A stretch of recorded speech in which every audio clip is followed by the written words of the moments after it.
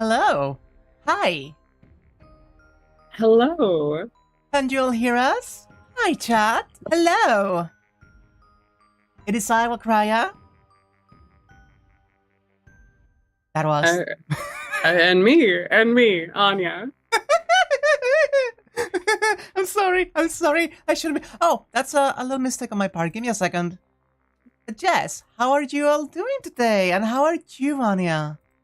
I'm fantastic. Now that I've had 2 weeks to process Rin's death, I'm glad we can go back and fix it. Isn't it wonderful how things are going to surely be okay, and we're going to be able to fix the bad ends. Don't worry about it, right? Right? Everything is going to be fine, because that's the thing about bad ends. They're not final. Also, we're back on the screen. Oh, it was a wonderful little... It was a little taste of what's to come. Listen, the Holy Grail War has started, and now things can just go off the rails. War is hell, man. There's 39 bad ends? Is that a solid number that you're explicitly saying here? I don't mind hearing, but... I don't know whether that's a lot, or less than I thought there were going to be, you know? All I'm saying is I play to win, so we're seeing all of them. We actually have another bad end to go if we wanted to go back, you know? Yeah, true. We could just start any of these streams going back to the first and most basic bad end. Just don't play, lol. I mean, that's what we did last week.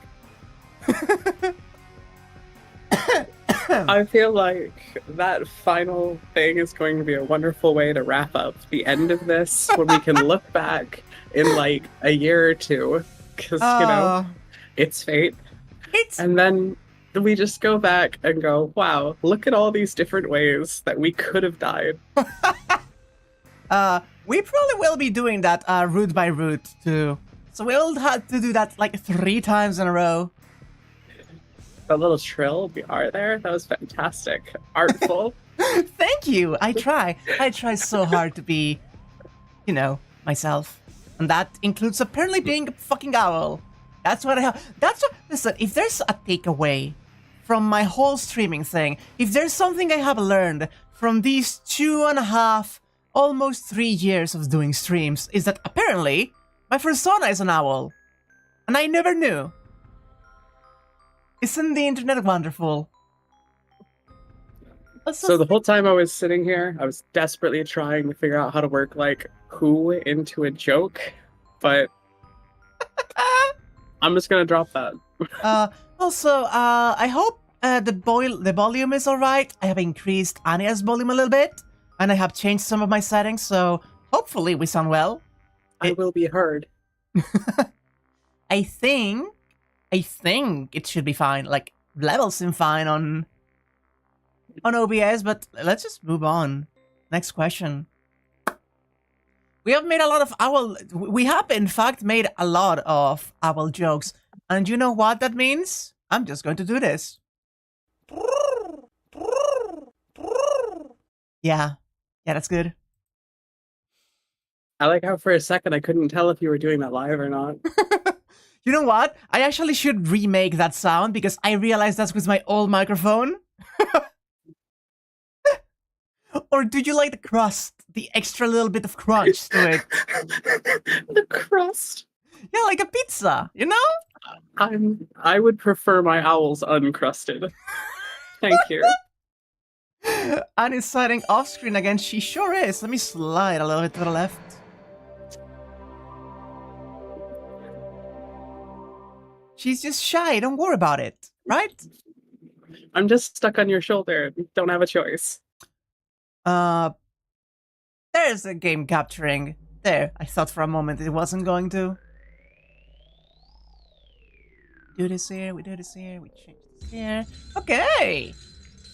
This is the first stream in a little bit, but we are more than ready. Can't you see things? I definitely should, but for that I'd have to actually click the button, so give me a moment. I'm stalling. You're new here, but watch the previous videos. Hello, Karazaku! It's lovely seeing you in chat. I have been genuinely surprised by the reception to these videos. I didn't expect the first part of Fate Stay Night to have 400 views already. Holy shit, really? Yeah, it's I'm happy, honestly. I'm very happy. And I hope we can keep providing some entertainment. Remembering the mating calls we've heard from the owls at your old place. Back near one of my old places, there was a great horned owl that had a nest very close nearby, and it would land on the telephone pole right outside of my apartment window, and it would just go. It would just go all night. It would just go. Listen. That is the second thing that you may have learned from these streams, and that is that owls are horny, you know? Anyway, we were up to this choice, yeah? Yes, we were. Yeah, Saber was fighting the lovely Berser-car, and we saw Last this. time. Yeah, and we learned about Berser-car's name. Emiya just didn't give a shit about keeping it secret. What a man. I can't remember if it was Hercules or Heracles. Heracles. Cool. Which technically both stem from the same myth. Yeah, but it's important. Yeah, it's very important. God, also, she's so fucking cool. I fucking love Saber so much. She just stands back up. She just stands back up. God's perfect woman. Oh, and again, I mentioned this last time, but I just love the blood dripping off of the silhouette of her sword. I was gonna say, the way you can see the blade kind of highlighted off of it is beautiful. It's genuinely wonderful. Saber! Yeah? Oh man, she's so cool. Anyway, Shirou, we know. We can just we can just go back. I didn't think we could be set back so much. Maybe I clicked the wrong choice. There we go. So last time, we tried to run away with Tosaka. And things didn't go too well. It went extremely poorly. Yeah? Yeah, you can say that! It went very poorly! So I think we should do what Emiya would do and be selfless and save Saber. Yeah, because Saber, the servant we just summoned, who is not capable of defeating Heracles, can be saved by a 17-year-old redhead in Japan. He's going to do a great job. I can't abandon someone who needs help. Emiya Shirou has chosen to live like that. And most importantly, I can't leave the girl who fought to protect me. Alright, Berser-car. She will regenerate, so bring her down in one blow. Berser-car resumes his action. Yo! I run with all of my strength. There's no way I can do anything against that monster. So the least I can do is push Saber away and save her from Berser-car's attack. Oh! Oh, that was immediate! Okay, so they're both terrible. I fall. Why? I was going to push Saber away. Get Saber away from Berser-car and think about what to do after that. So why? Oh, why? Why am I on the ground and unable to breathe? Oh. I hear shocked voices. First is from Saber, who is right in front of me. And Tosaka is astonished at the distance. And for some reason, Emiya, who is looking down at me dumbfounded, is also surprised. Huh? My body is missing from the chest down! Oh my god.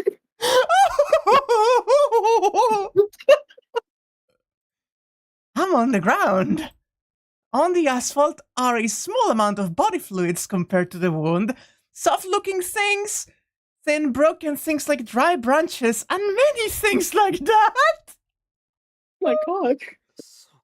I see. How stupid of me. From fucking one of the adaptations, you see his insides fall out. Nice! Ooh. I didn't expect us to die. In short, I didn't make it in time.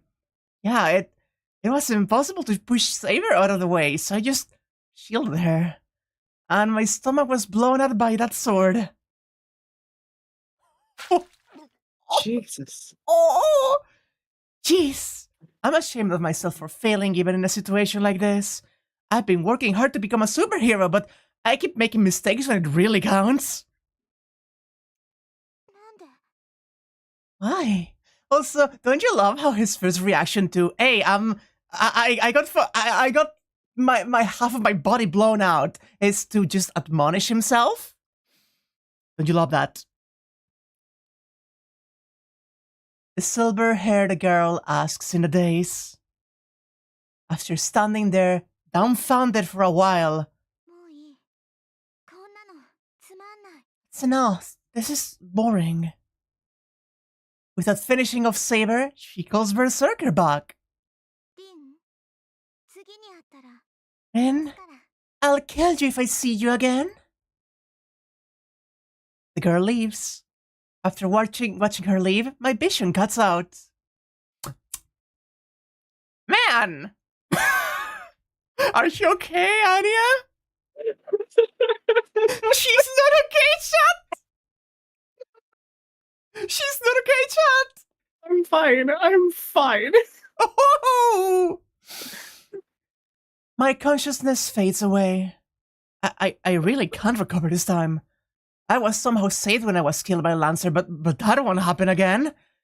There's probably no magic that can save a person who lost most of their stomach. What are you thinking?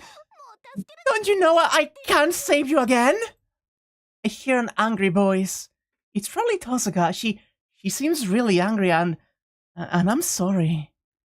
But it can't be helped. It's not like I can do everything like Tosuka. All I could do was use my body. So that's why the only thing I could do was use my body to shield Saber. Holy shit. Oh! What? How? Animation? Are we getting like an opening? Oh, let's go. Are we getting an opening? Oh, chat cannot see again. Right. Well, that's a shame because I'm hyped. I'm sorry, chat, you cannot see anything. I will show this later too. Chat gets nothing. Chat gets to not experience this. Is this the... This may be the opening of the anime. The priest, for anyone who can't see. He's the worst. Is this the opening of the anime? I think this is the... Oh, it's a PlayStation 2 opening. Thank you for the information. Look at this bitch. I believe this was an option I included because I downloaded the definitive edition. It's like patched in. Oh, look at Saber with the sword.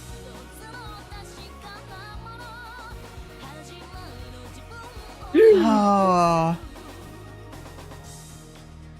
My whole ass Discord just crashed and restarted. Everything sucks. Everything sucks. Anyway, yeah, this is the route of actually continuing, you know?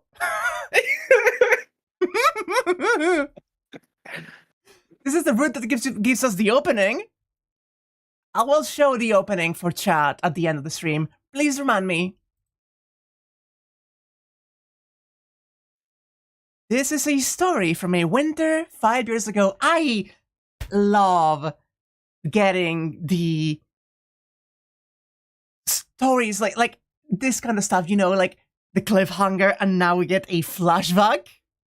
I really enjoy the format of just like, all right, while you're stewing and being scared of that over there, let's just tell you a nice story. Yeah, and if it's a story from a winter 5 years ago, this is going to be shortly after Kiritsugu died? Question mark? Oh, why is it black? No, the way the scenes display in this game is different from the game capture thing. I could have to use window capture to capture them, but it's not what I use. So they just kind of don't appear.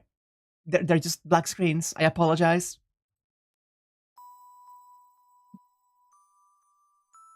It was a night with a beautiful moon. I wasn't doing anything, just... Oh, no, he's still alive. I forgot the time frame of when the fuck he just died. I wasn't doing anything, just watching the moon with Kiritsugu. Even though it was winter, the weather wasn't cold. The corridor was only a little chilly, and it was a good night to enjoy the moon. Back then, Kiritsugu didn't leave the house much. Not going outside, he could just laze carelessly around the house. I regret it even now thinking back on it. But didn't I notice that it was like the actions of an animal that knows its time of death?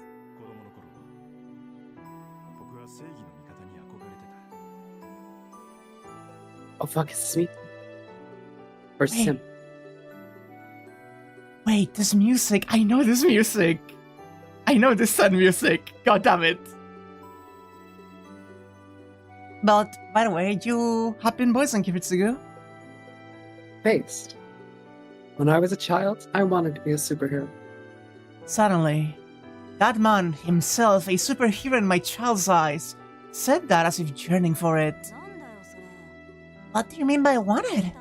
Did you give up? Oh, ever-present feeling. Oh, I have heard it, yeah.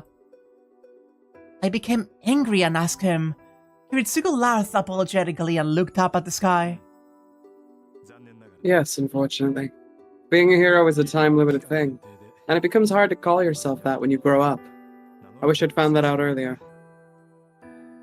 I agreed with that.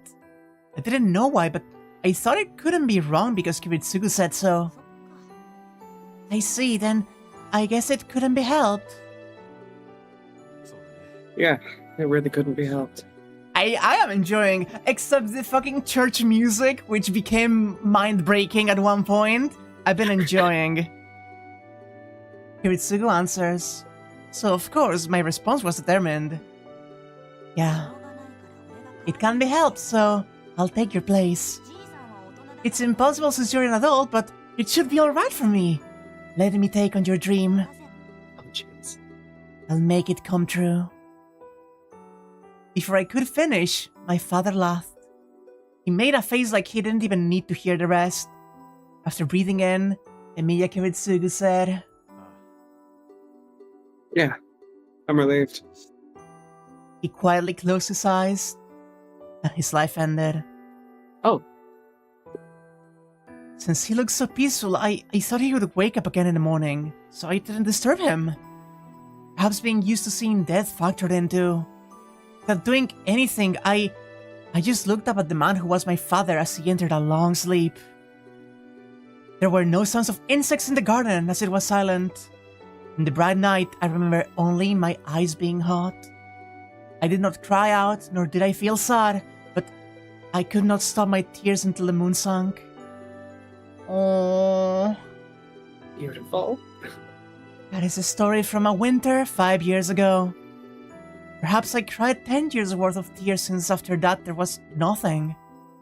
Fujine's father planned the funeral and I started living in this house by myself. Nothing changed even though Kiritsugu was gone. Emiya Shirou could become a superhero like Emiya Kiritsugu, so there was no time to be playing around. That's right. I didn't mention it, but I remember it perfectly. The figure of the man who saved me was left to the fire 10 years ago. He held up in his hands an unconscious child about to die from burns. He became so happy that tears welled up in his eyes and took the child outside. From that time, he was the subject of my admiration. No one saved me. I couldn't save anyone. In it all, I was saved, and a person was there to save me. That's why I decided to become like him.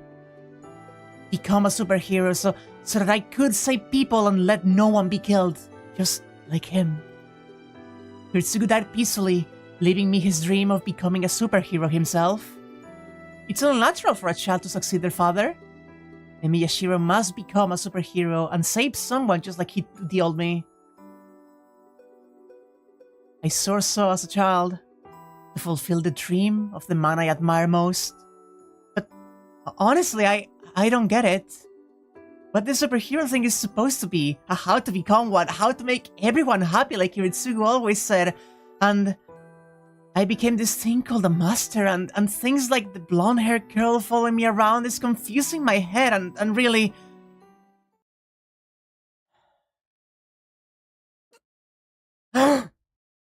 Also, I want to make a comparison right now, you know? I need to compare the fact that Shirou took on the mantle of superhero from his dad very explicitly, in the same way that Rin took on the role of a master following in her father's footsteps. There is a lot of generational things going on in this game. It's very interesting. I like that. I like that. That is a theme that I like. When I open my eyes, I'm in a familiar room. Oh, I'm in my own room? As soon as I speak, I start to feel terribly sick. Oh, it tastes bad in my mouth. I taste blood in my mouth. Maybe it was filling my mouth, but I breathe in thick air. I'm not sure why I feel like this. I feel really sick to my stomach, so I want to go to the bathroom and wash my face. Alright. I stand up. I feel dizzy. I almost fall and support myself by putting a hand against the wall. Nausea increases when I move. No, this is more like pain than nausea. My body is heavy and it feels like my stomach is turning every time I move. Maybe someone could feel like this if someone put burning lead into their stomach. Jesus. Imagining that is giving me headaches. I wipe the sweat off my forehead and wobble out of my room. Stop moving! Remember what happened to you! How are you even moving? I think he's fine. Alright, I feel better now. I wash my face and wipe the sweat off my body. Huh? There are bandages wrapped around my stomach for some reason. I can't recall anything about them, so I leave them be for now. He's a determined idiot, yeah. That age is for everyone, right? Oh. I'm hungry. I wonder if there are any leftovers. Even though my stomach feels terrible, my body wants energy. Oh, God. How much pain is Shirou going to go through by the time this game is done? I get the feeling we are only just getting started. Like, his magecraft sucks and it feels horrible. And also, he gets beaten around. He has gotten killed once already. Almost killed a second time. Almost killed a third time. Wait. Oh, yeah, gosh. God, this guy sucks. Oh, poor Shirou! This poor creature. Putting my mind into it, I start to walk along the wall. I still feel dizzy, and my body feels dull. Oh, you shouldn't be moving. Just call out to someone. I guess since it's the weekend, he's thinking that Sakura isn't around and maybe Fujine isn't yet. Rin is just going to see him stumbling into the room and she's going to scream like, "What are you doing?" Oh, we're talking about Shirou. Shirou's life fucking sucks. I'm talking about how Shirou is sad and has had a horrible life and is constantly being defeated. Yeah. I walk forward, letting out miserable sounds. Oh, this wet cat. Just little bottom sounds. He's just like... I have significant doubt that Shirou would make those sounds. Really, what did I do before going to bed? My God, the sex must have been insane. I got my guts rearranged, huh? I don't remember any training that could have caused this pain. I reached the living room. Sakura and Fujine must be at school. There's no breakfast prepared in the living room, and there's none of Fujine's loudness. The quiet living room is like a typical Sunday. Good morning. I'm afraid I came in without asking you, Emiya-kun. No? No, it's not! No, it's not! Aww! Tosaka Rin is sitting on a cushion. Her calmness makes me think I'm the guest in this house and not her. I don't know how to answer her, so first of all I sit down. And then I take a deep breath and ask, Tosaka, why... Hold on, could you apologize first? I can't calm down until I hear an apology for last night. I don't even have time to ask her why she's here. Tosaka is glaring at me like she's really mad.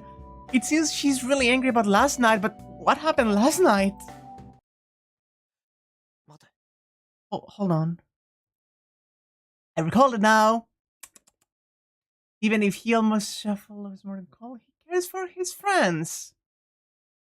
Like your D&D playthrough. Fair, yeah. No, that archetype of just hero that is willing to go so far for people is very cool. There is something appealing about someone who is just willing to be broken and dismembered and just left bloody pulp. One of my favorite tropes in media is characters, heroes, who are constantly falling apart on other people's behalf. Yeah. Oh, you're going to love this game. I already do. That's right. Why am I so relaxed? I tried to save Saber and Berser-car blew away my stomach. The nausea returns. I feel a chill. Remember the feeling of having a hole in my body. Something in my stomach moves. It feels really sick. It feels really sick, but that's definite proof that I'm alive.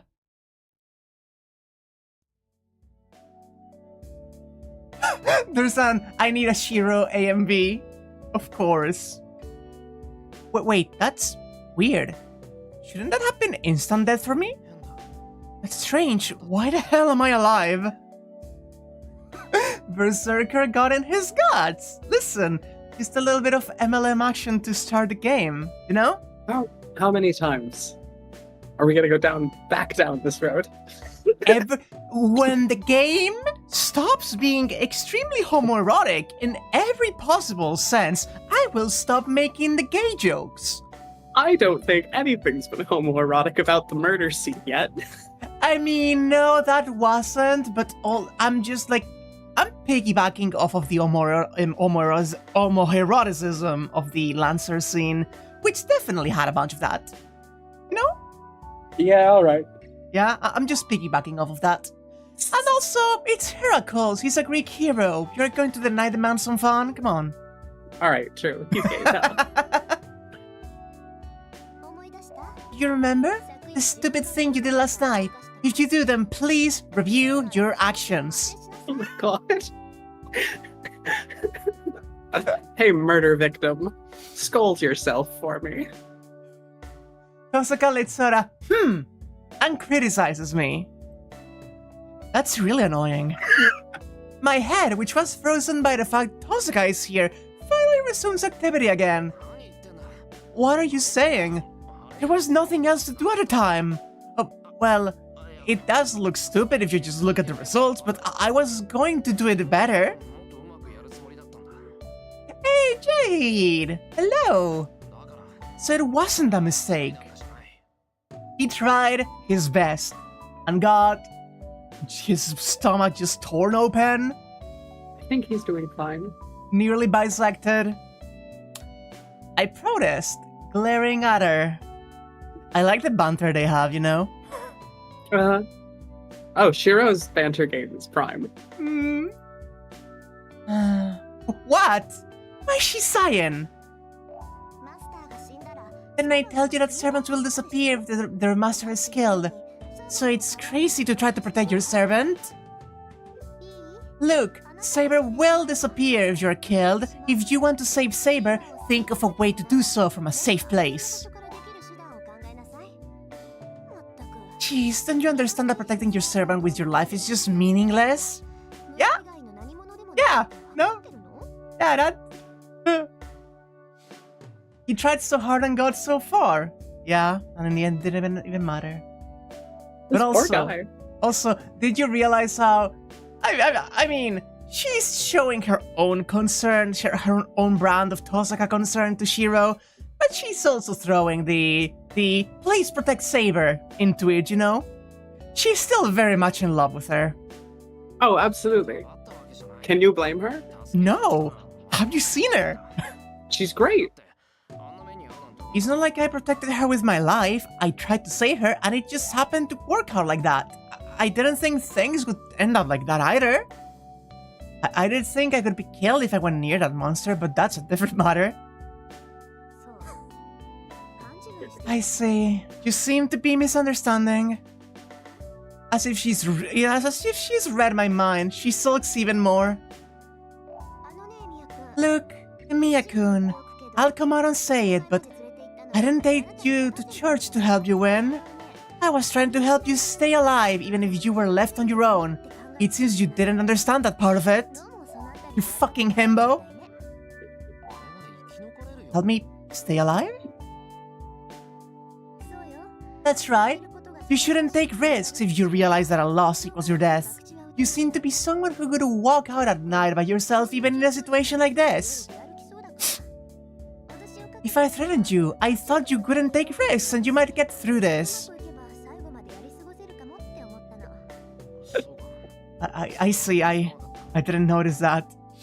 Rin was like, I am going to have this bastard priest explain everything to Shirou, and he's going to realize what's at stake, and he's going to try to stay alive. Nice.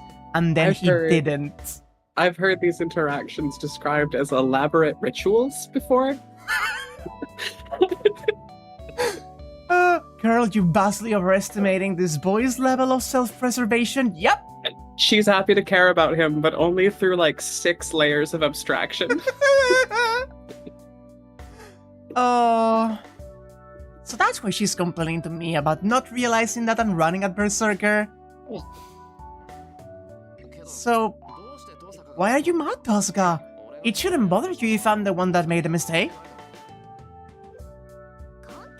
Of course it bothers me! You made me worry for a whole night! Oh my gosh, you were worried? Tosaka throws out a temper. Look at Okay. Hmm? Alright. We have now experienced symmetrical Rin. Front facing right! Oh, look at this girl. Look at... It's the symmetrical ones that unsettle me, because it's even happening with her. But I see. I'm honestly happy she's worrying about me. Looking at the situation, it seems Tosaka was the one who treated my wound.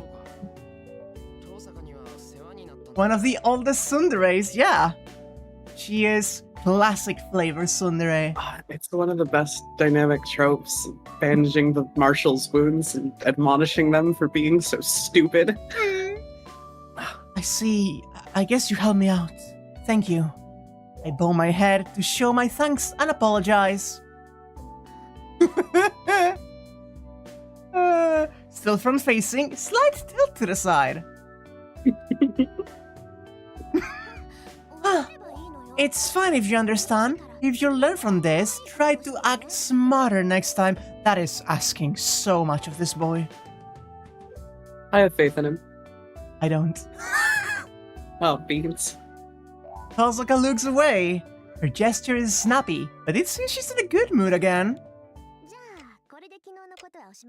Then, we're done with what happened last night. I'll go into the main topic, but which did you want to talk about? About last night or about something serious? Huh? Tosaka starts a conversation as if it's natural to do so.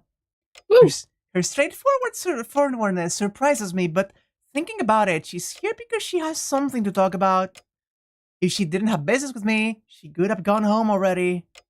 What is it that Tosaka, my enemy, wants to discuss in her enemy's territory? I'm interested in that, and I also want to know what happened last night. It's stupid not to ask, so I...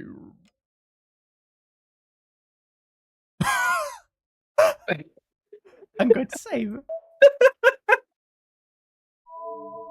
I love that response. I love that you have an option to just be like, no, I don't want anything to do with this. So, what do you want to hear about? I mean, I feel like I'm being baited, but I'm really curious what the hell she means by serious stuff. Is that your final option, your final choice? I mean, when you say it like that, I'm not sure. I literally do not know. I do not have the flowchart open. Let's ask about serious stuff. It is ask about serious stuff. And speaking of, I'm going to open the flowchart and see if we have just fucking bumped into a... Or if we're lucky, we're just supposed to go down the list. Okay, I'm aware now of the things. Let's just hear about the serious stuff. I'm more interested in why Tosaka is still here. And I want to hear about the serious matter. I want to know why you stayed here. Alright, then I will ask for your conclusion first. Huh? What is it? It seemed for a second like Tosaka was disappointed. And I'll be direct about it. What are you planning to do from now on? She asks directly the one question I don't want to be asked. No, that's not it. It's not that I don't want her to ask me, but I haven't made my mind up yet. I'm the one who wants to ask, but what do I do now? Honestly, I don't know. You say I should fight for the Holy Grail, but I've never been in a fight between Magi. First of all, I want to try to avoid killing people, and most of all, I'm not interested in something mysterious like a Holy Grail. I'm not too sure about risking my life for something I don't want. I knew you'd say that. You'll be killed by your servant if you say something like that. Why would I? Because the servant's goal is also the Holy Grail. They can be summoned by the masters because the condition of on their summoning is that they obtain the Holy Grail. The most important thing for a servant is to obtain the Holy Grail. They obey their master and risk their life for their master because they have a chance of obtaining the Holy Grail. So just try saying that you don't want the Holy Grail. You can't complain even if they killed you and called you a betrayer. Even if you don't care, Saber is in it to win it. You know, just a little bit. What is that? That's weird because servants are what the master summons, right? So, do you think a servant could obey a human for no reward? The Holy Grail grants the wish of whoever obtains it. The servant of the master who obtains it is no exception. Even the servants have their own wishes. That is why they respond to the otherwise impossible summoning. Yep, that is another part of the ritual. Very interesting. It's not that the masters are summoning the servants to obtain the Holy Grail. The servants are answering the master's call because they can obtain the Holy Grail.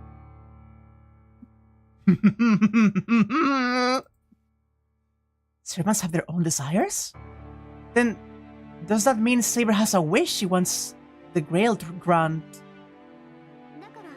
That's why the servants try to eliminate other servants even without orders from their masters. Only one can obtain the Holy Grail. They cannot accept other masters obtaining the Holy Grail. Oh, that's so cool.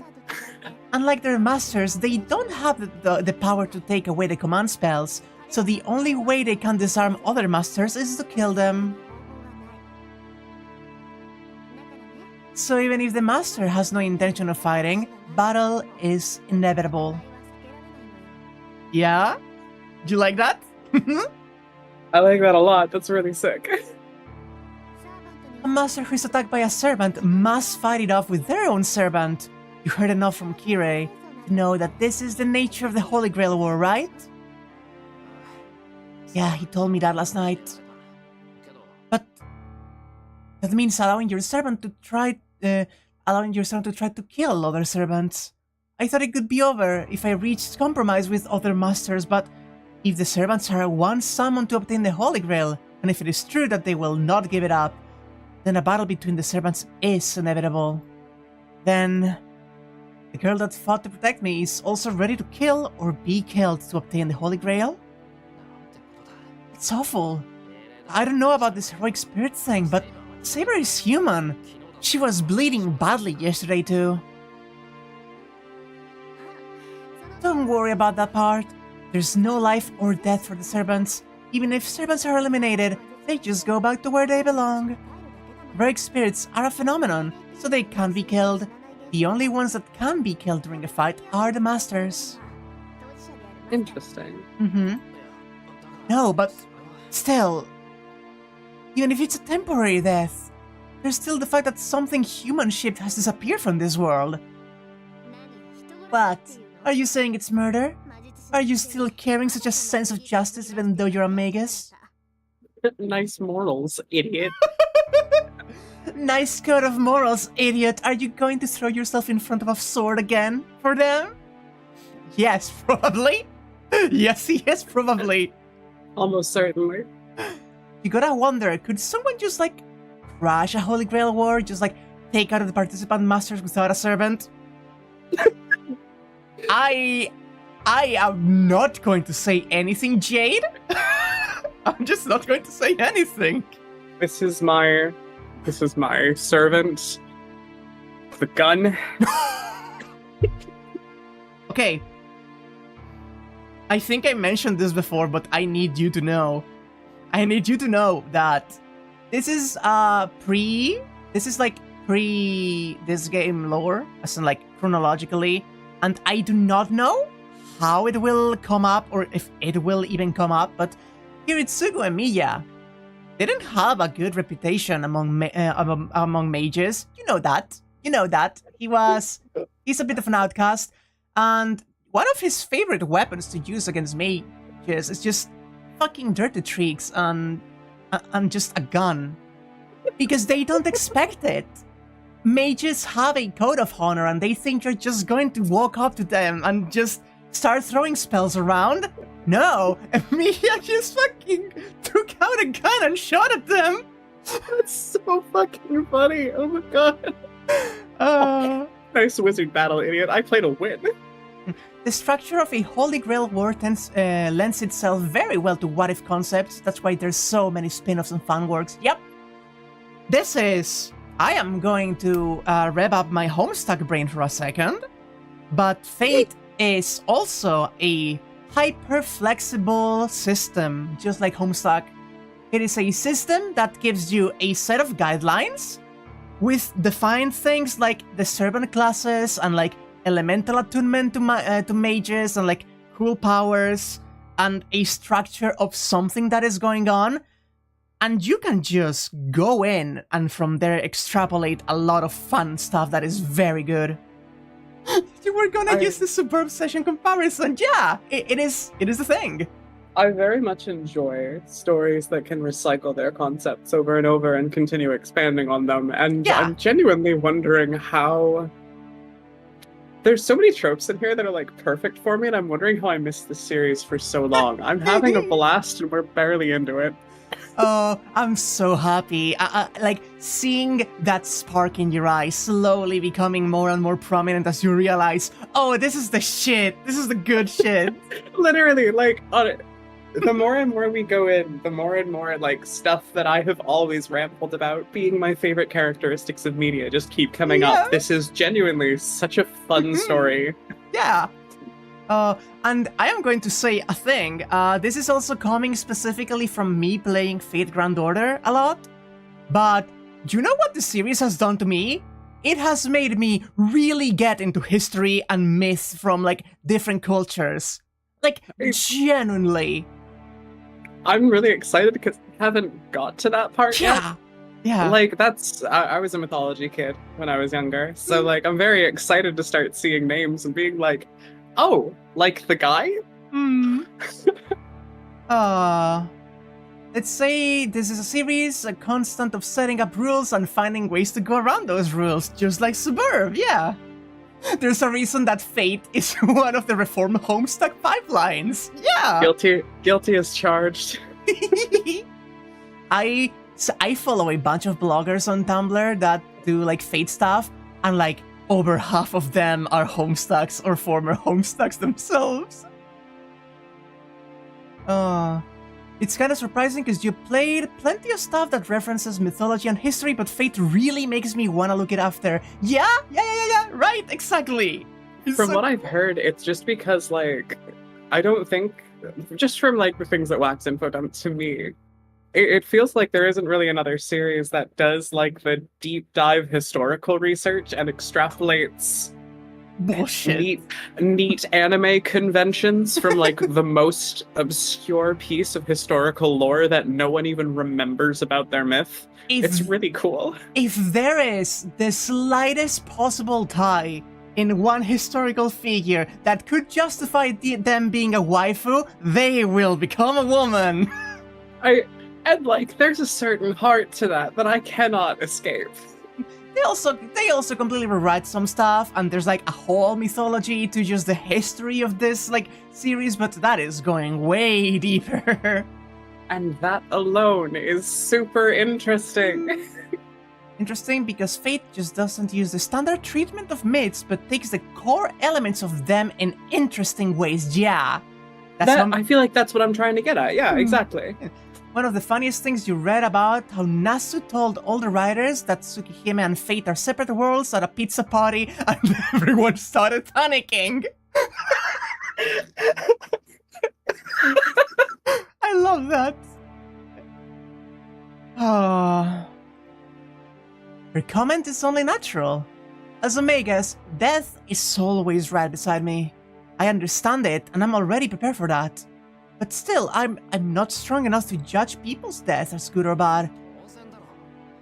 Of course, I won't participate in a fight to the death. He's just a good boy. I also love this so much. He knows that Omega's life is full of strife and death, and he has to be prepared for death, but also he will not be the one to deliver that death to people. It's fantastic. Oh, those ideals, honey.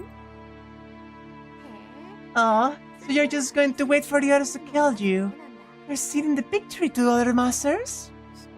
That's not it. The point is to survive to the end, right? I don't have any intention of killing others, but I'll have no mercy in a fight to protect myself. If the opponent is out to kill me, they won't complain if they're killed in return, right? Oh, so you'll be staying on the defensive.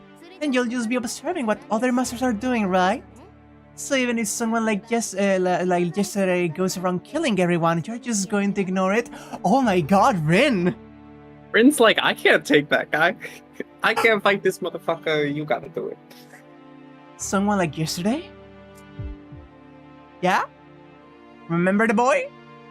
He must mean that inhuman monster.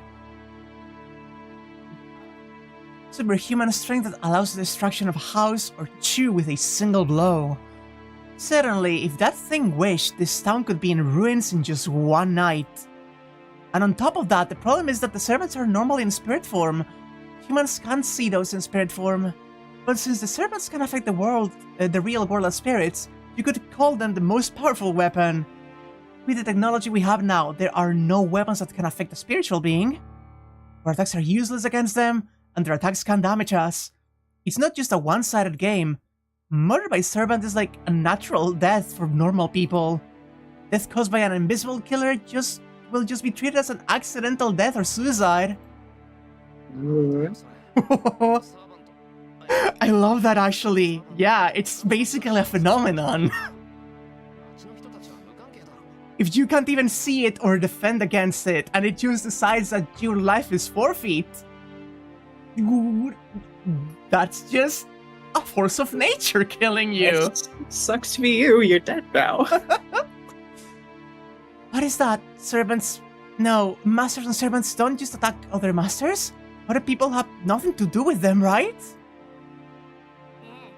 Yeah, I really wish that was the case, but if it were, you wouldn't need a supervisor like Kirei, would you? Oh no, he was mysteriously bisected. It was a gas explosion, don't worry about it. I should have said earlier that servants are spirits. They are already complete, so they do not grow. But magical energy used as fuel is different. The more magical energy they have available, the more they can use the powers they had in life. That part is the same for us magi. Do you understand? I do, so they can use magic repeatedly, right? You could say magical energy is the gunpowder to fill a gun, and the Magus is the gun itself. The type of gun depends on the Magus' abilities: pistol, rifle, machine gun, shotgun. Using that metaphor, servants are cannons. Using a large amount of gunpowder, they fire a large bullet. That's right, servants aren't given their mana by nature. They act with the magical energy inside them. We masters supply it, so servants can only use their powers using their own magical energy plus the magical energy of their master. But that means an amateur master like you could be no match for other masters, right? So there's a loophole. Well, I guess you could call it an obvious answer. Servants can supplement their magical energy from other sources. Servants are spirits, so they can get nourishment from eating things that are like them. Huh?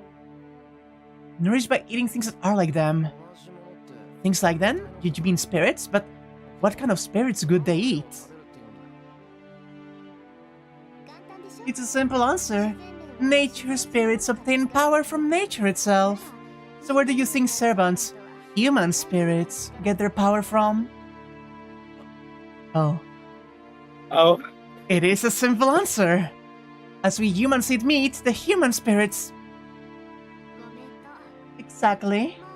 Usually they replenish enough magical energy from their master. But it's obvious that one gets more magical energy from many people rather than just one person, right? Right, okay. To put it bluntly, a weak master makes his servant eat humans. More. I see. Just a little bit of more! Don't worry about it! Just a little bit as a treat. Servants transform human emotions and souls into magical energy. That is the most efficient way to make your servant more powerful. There are many masters who kill humans as sacrifices for their servant. Yeah, Fei. As sacrifices, so you're saying that if a master didn't care about his methods, he would just kill humans to make his servant stronger?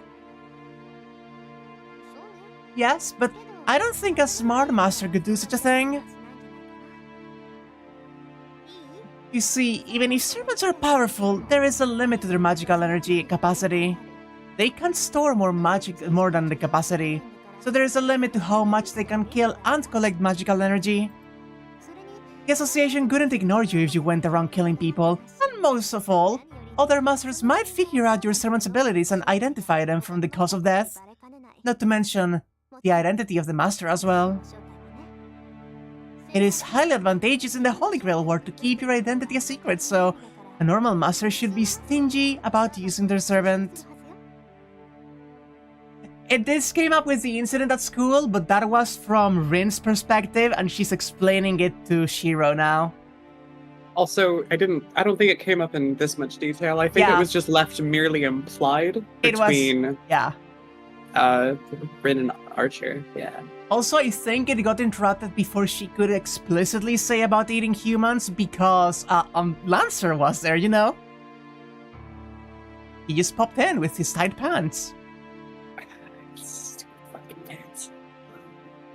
I see. Suddenly, if nobody knows you're a master, there's no danger of other masters attacking you. Conversely, if you know who the other masters are, you could definitely pull a surprise attack on them. You just meant the reaction to, oh yeah, they bore people. Yeah, just a little bit of bore. Like, I like highlighting the bore because, listen. The series has a lot of fucking bore. I am not going to shy away from it. This series has a tremendous amount of fucking bore. We must embrace the core text and all of its facets. By that theory, there won't be many masters that could have their servant attack humans and reveal their identity. You cannot accuse me like that, Watchdog. You don't know that. I'm glad, and there's no problem. That means servants won't indiscriminately attack humans without orders from their master. Yeah, and many giantesses. Right? There are heroes, right? Someone who could go out and kill people couldn't be called a hero in the first place. Well, no, I can't really say that for sure. There are many examples of people becoming heroes just because they were a tyrant. Tosaka makes an ominous comment.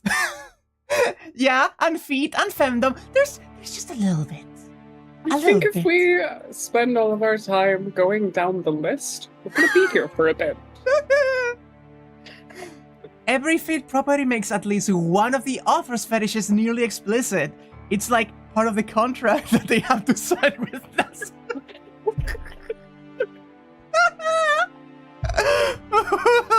And that is, listen, if you're going to make a like high concept, like cool urban fantasy, super intricate world, and don't put your fetishes into it, what are you doing?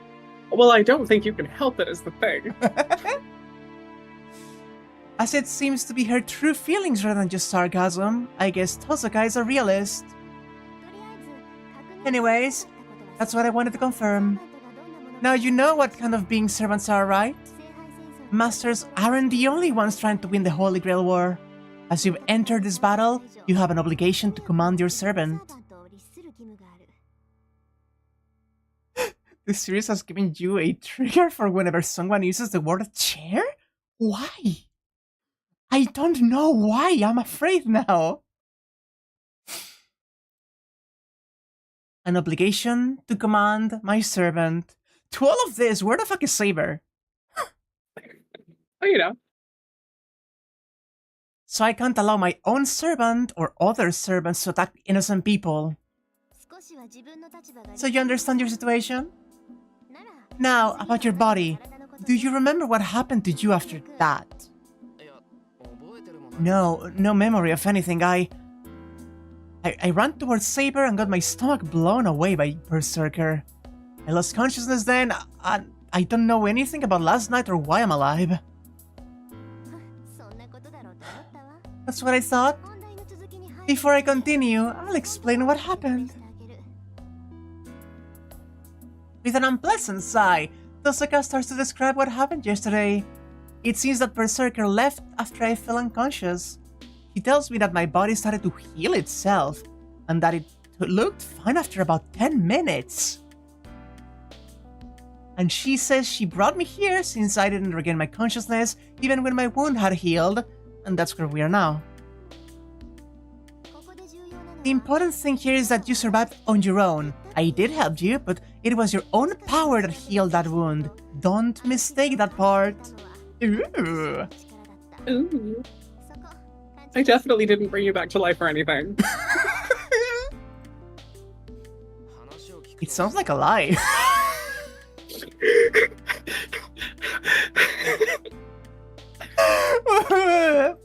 Hey, Rin, that sounds like bullshit.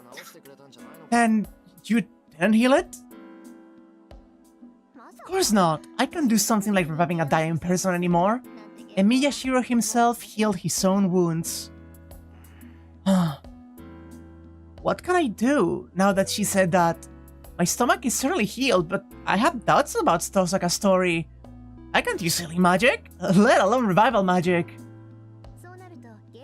Then the cause must be the servant. Your servant must be really powerful, or something went wrong during the summoning. Well, I think it's both, but I think some kind of line formed between you two. Line? I mean, like, karmic line connecting a familiar and Amigas? Oh, so you have a working knowledge of familiars. Then they should be easy to explain. In other words, Emiya-kun and Saber's relationship is not a normal relationship like that between a normal master and their familiar. It looks like Saber has natural healing powers, so some of that may be flowing into you. Normally, the Magus' power flows into the familiar, but in your case, the familiar's power is flowing into you and helping you out. He's just so fucking weak that by the power of osmosis. So put simply, it's like a river flowing upstream? That's a good way to put it. It is not naturally possible, but I bet Saber's magical energy is so great that it can even change the flow of a river. That's the only reason she is able to go against Berser-car with her small size. It is not like I'm admiring her or anything, you know? You know? Every single time she brings Saber up, she's just fawning over her. I think it's because she's really, really jealous. Not naturally possible? Then is the relationship between you and Archer that of a normal Magus and familiar? Yeah? He doesn't listen to much of what I say, but we do still have such a relationship. connection between a servant and a master is like that of a gasoline... of gasoline and an engine. We provide magical energy, and the servant just uses it. Well, I guess there have been some masters who share their physical bodies with their servants to obtain fake immortality. Not dying until their servants are dead, something like that. Hey, you listening? Hey, Emiya! The snap. Like she would. What? Yeah, I wasn't spacing out. I have had a hole blown in my stomach. I'm still sick. I haven't eaten. I just woke up. This is a lot, but I'm listening. It's saying most of the wounds in my body will heal even if I don't do anything? I couldn't test the theory. Using your servant's magical energy, I don't know how, but I'm sure the causes in Saber's materialization. I know you haven't learned the curse of self-healing. Of course not. My father never taught me anything that difficult.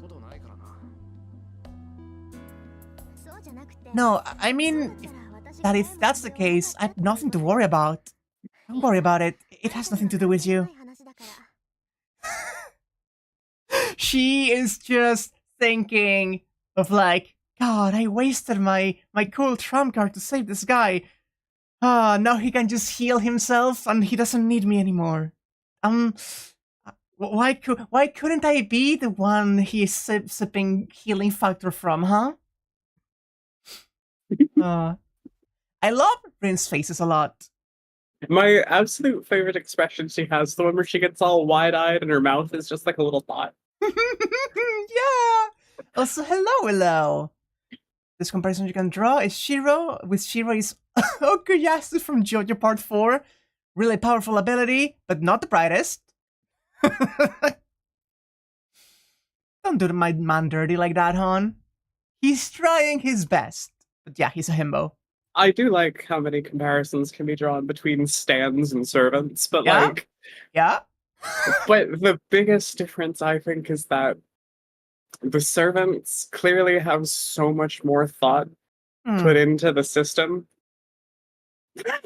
I did see the knife cut edit, and I think I showed it to you, right? Yeah, you said it to me. Yes. I was delighted. Thank you so much, Fei. That was wonderful. Also, I need you to know, in Fate Grand Order, Cleopatra is a servant, and she has this like manifestation of a cobra around her, right? And during one of the events, she was like, "This familiar of mine is like an illusion projected from my magical energy. And you could think of it as someone who is standing beside the pharaoh." Hey, wait a minute. You can't say that. The JoJo references exist. They are there, you know? From an Egyptian, too. Oh, in the sequel, VN2, in Hollow Ataraxia? In the universe. I love that. Good lord. What is it? Sokka's words are indirect and hard to follow. She likes you, you idiot. Well, just don't do anything too reckless. It's good that you survived this time, but you won't survive if you take that kind of a wound again. You shouldn't get any optimistic hopes that you will survive any major wounds. Also, please don't get fucking decapitated. I understand. I feel bad about taking damage and having Saber helping me. Idiot. That's not the reason. I'm sure you're not just using Saber's magical energy to heal your wounds. You're definitely using something. I don't know what it is, your lifespan or your luck or your savings account, but you're definitely using something up. Your savings account? You know the funniest thing? Her own magic is using jewels. She is literally using her own savings. That's like something like makes sense to her, but she's so out of touch, she has no idea. Yeah? So Sokka keeps saying, once again? I feel the same way, but... Sokka, doesn't my savings... I have nothing to do with this. Of course it's gonna connected! Magic uses up your money, so it's something that drains your money the more you use it. I won't allow myself to be wrong. That's why Shirou's such a bad magus. He's poor. Oh. Oh. Oh, I love this so much.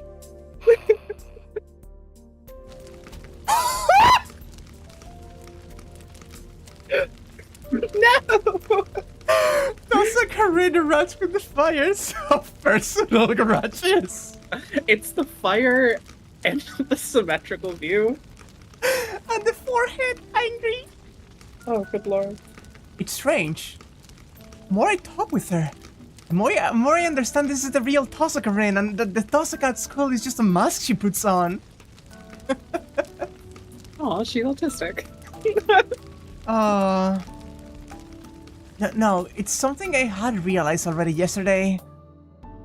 There goes the fire sound effect, thank you. And he does have a nice house he inherited, and he does have ties with the Yakuza, but I don't know if I could say that the boy who is working like 4 different part-time jobs on the side is necessarily rich, you know? Okay, but then we have to ask the question, what if the jobs aren't for the money? It's because he literally just can't help himself. Oh my god. Because he just wants to help people. Yeah, maybe he's fine. He just cannot stop working. He goes to sleep at 2 a.m. and wakes at like 6 or 7 and what's it? Please, Shirou, you're killing yourself. Sigma.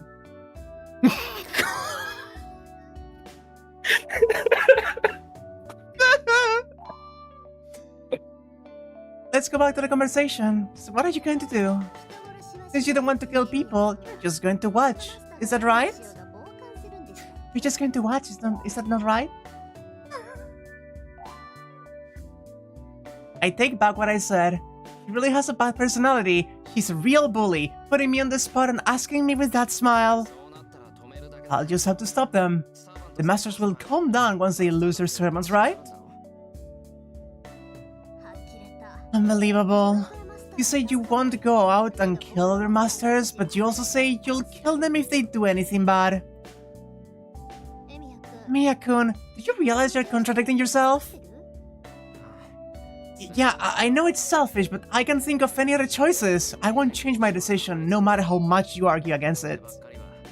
This is just 2 immovable objects, you know? He just woke up like 15 minutes ago after a life-threatening grievous injury that should have killed him, and now Rin's like, oh, sorry, is your philosophy not watertight? Like now? Oh my god. I fucking hate this girl. Oh. She's great. But there's one problem with that. Can I tell you what it is? She's plotting something. With that face, she's definitely plotting something. But as a man, I have to listen. Okay. What is it?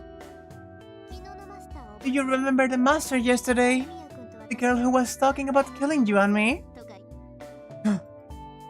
I forget. He attacked us without mercilessly. That girl will come and kill us. I think you know that too. I see. That girl is a master too.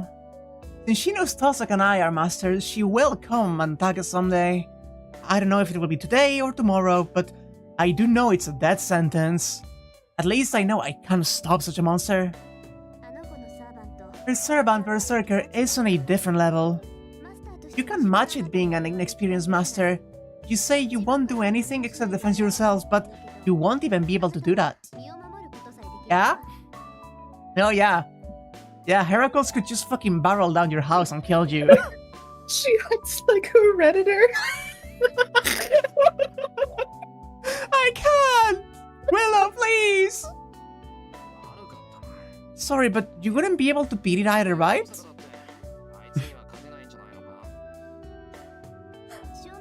I wouldn't be able to beat it head on. It's the most powerful servant in hand-to-hand combat. I don't think any previous servants could match it. Even I wouldn't be able to escape if Berser-car attacked me. I feel the same way. I don't think I'll get another chance if it attacks me again. Unconsciously, I place my hand on my stomach. The wound on my stomach is healed now. No, you couldn't call it a wound. It was pretty much instant death. My nausea returns just at the thought of taking another blow like that. That's right. Do you get it? You can't choose to wait until the Holy Grail War is over without doing anything. Yeah, I get it. But what are you trying to say? I don't quite understand. You're not having fun watching me being condemned to death, right? Or are you? Good night, Toms! I don't have such bad taste. Jeez, don't you get it after I've said so much? In short, I'm asking you if you want to join up with me. That wasn't apparent at all. Huh? Huh? Huh? Huh? If I take that at face value, that's... Join up? You mean me and Tosuga? Yeah, my archer received a fatal wound and is healing right now. It will take a while for him to heal fully, but he should still be about half as useful. And there are no problems with your servant, but her master is dragging her down, so she is half as useful as well. See? It adds up just fine. That's math. Wait a minute. Wait a minute.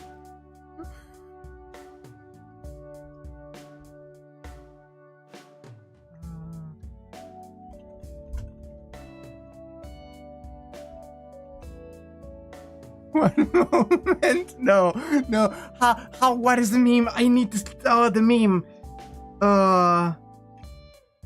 God, you know what? You know the one... If I tell you, I know exactly where you are going to know exactly. The one where the wrestler guy is like, usually in a match, in a cage match, you have 1/3 of a chance. 2/3% chance. Usually in a Holy Grail War, you have 1 in 7 chance of winning. But if my servant is up... I fucking love that video so much. I'm going to fucking lose my shit. Oh gosh. Oh. I'm not that bad. What the smug? Even though you almost died 3 times from what I know of, I think you're the first person I've ever seen almost die 3 times in one day. But that's... I'll compensate you for the alliance. I'll forgive you beating Archer and I'll teach you about being a master. Oh, and if we can't have time, I can look at your skills as a magus. How about it? Friend teacher. Woo! KD ratio in shambles. That certainly is an attractive proposal. As I don't know anything, Tosuka could be a reliable teacher. And if I can help it, I don't want to fight against Tosuka. Not because she's the girl I admire at school. In fact, if I didn't know her like this, I couldn't have felt this much resistance. Tosuka ran in front of me is so different from how people describe her as an honor student. But talking with her, she's just Tosuka, and it seems she's just as she appears. Well, in other words, I'm saying I find her so much more attractive this way, that I'm wondering why I even have to tell myself this. Emiya-kun, I want to hear your answer one of these days. He's just been fucking staring at her this whole time. Stop spacing out. Emiya, my eyes are up here. Emiya. She urges my response. Oh, this is a choice too. How many flips? There's so many choices, holy shit. So? I mean, alright, yeah, let's cooperate. Hmm. I trust you, Rin. Ah. let's just cooperate, you know? Let's just cooperate. There's no choice from the start. There are too many things I don't know, and I'm unskilled as Magus. Even if it's temporary, if Tosaka is going to give me a hand, I don't think there's any better option. It wasn't her chest he was looking at. She doesn't have the chest for that. Don't be mean to her! Poor girl! Fucked up. Alright, I'll take your offer, Tosaka. Honestly, it will really help me out if you do so. Then it's decided. Let's shake hands. For now, let's stay allies until we beat Berser-car. I see. An alliance to beat that man. Oh, I see. That's how it will be, huh? I guess it can be helped, but that's easier to understand. I shake her hand. I'm a bit perplexed. The instant I feel Tosaka's soft hand, I realize she's a girl! Shut up! Stop! My boy, you are a bundle Emiya. of hormones. Emiya, flinching. You're a woman? Oh god, right. I'm touching a girl. I'm holding hands. Oh my god, am I going to get her pregnant? In comparison, my hand covered in scratches from messing around with stuff is ill-suited.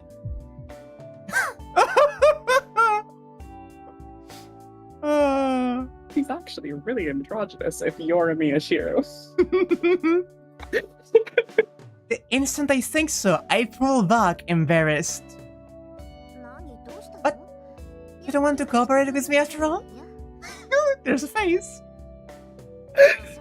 No, it's a real help to be able to ally with you. It's not that, so don't worry about it. No! After making a puzzle face.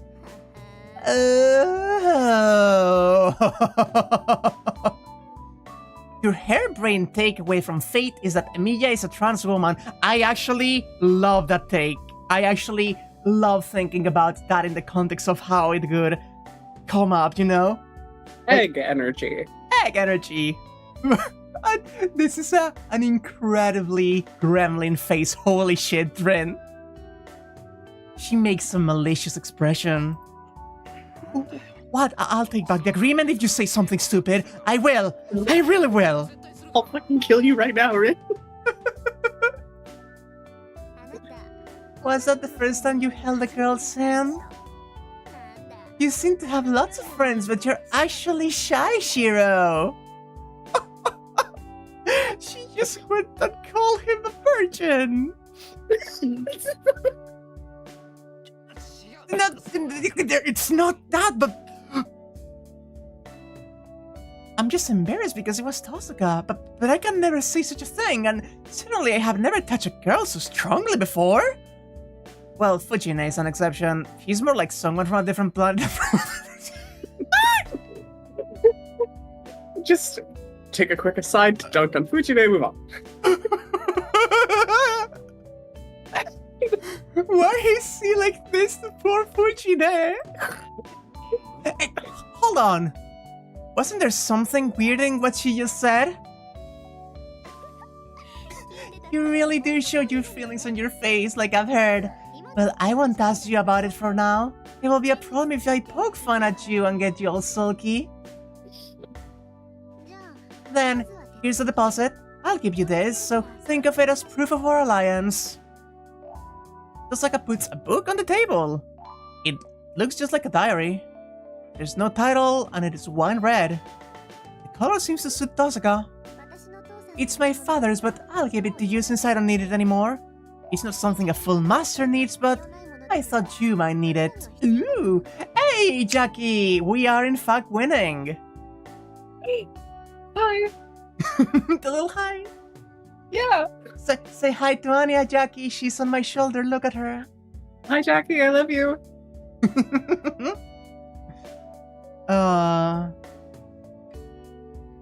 Fujine in her house alone. I don't know why, but suddenly I'm pissed off.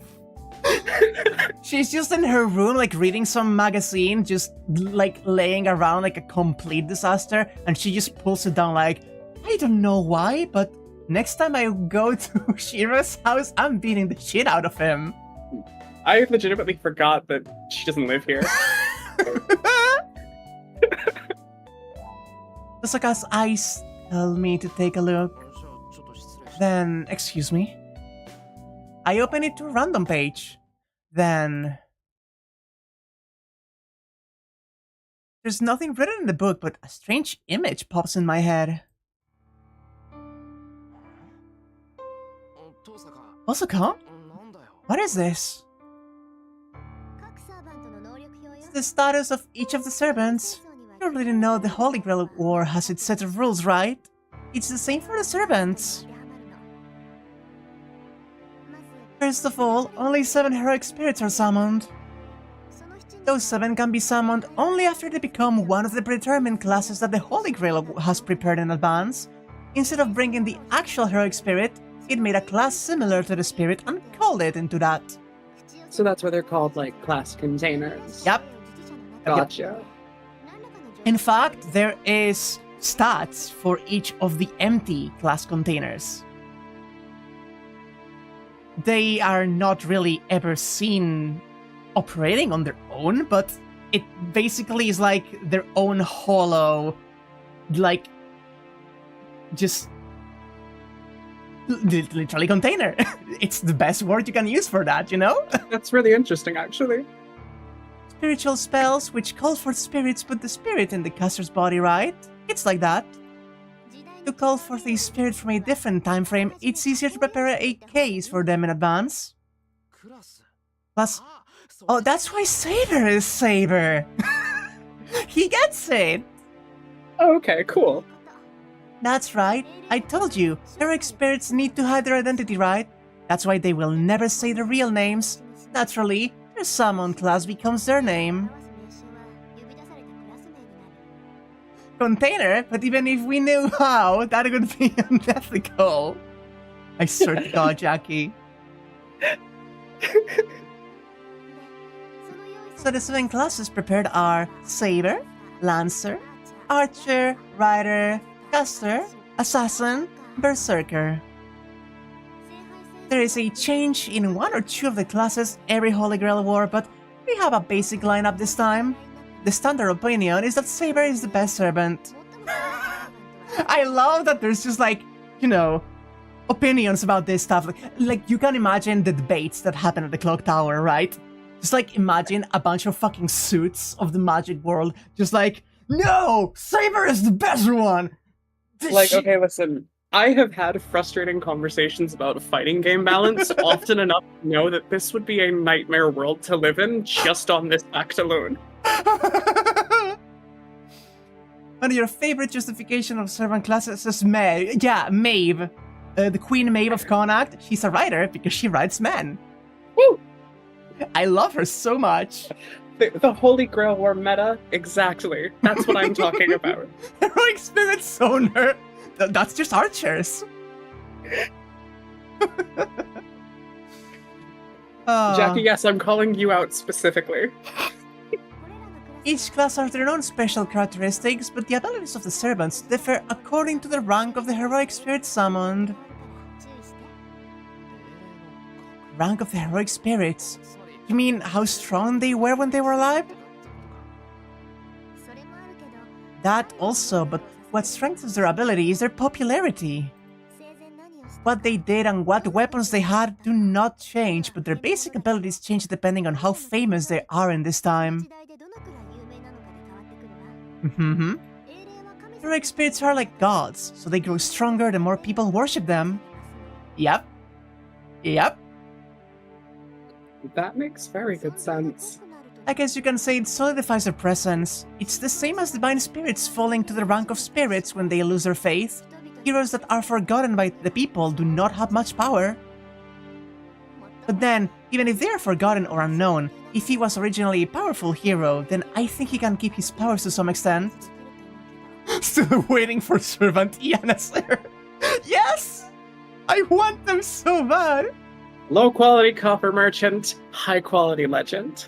I need Ianaser to have like a noble phantasm about just the counterfeits. It's specifically the tablet that they found complaining about him. No, the tablet could be the catalyst to summon him. Oh, perfect. And if it's a hero everyone knows, and if their story was extraordinary, they could undoubtedly be a rank A servant. Berser-car might be the strongest in that regard too. After all, he's the most famous hero in Greek mythology. Yeah? Yeah, that's fucked. Maybe just a little bit. The heroes from the Age of Gods have special novel phantasms just because of that. And if the hero itself is strong to add on to that, there's nothing much we can do. Yeah.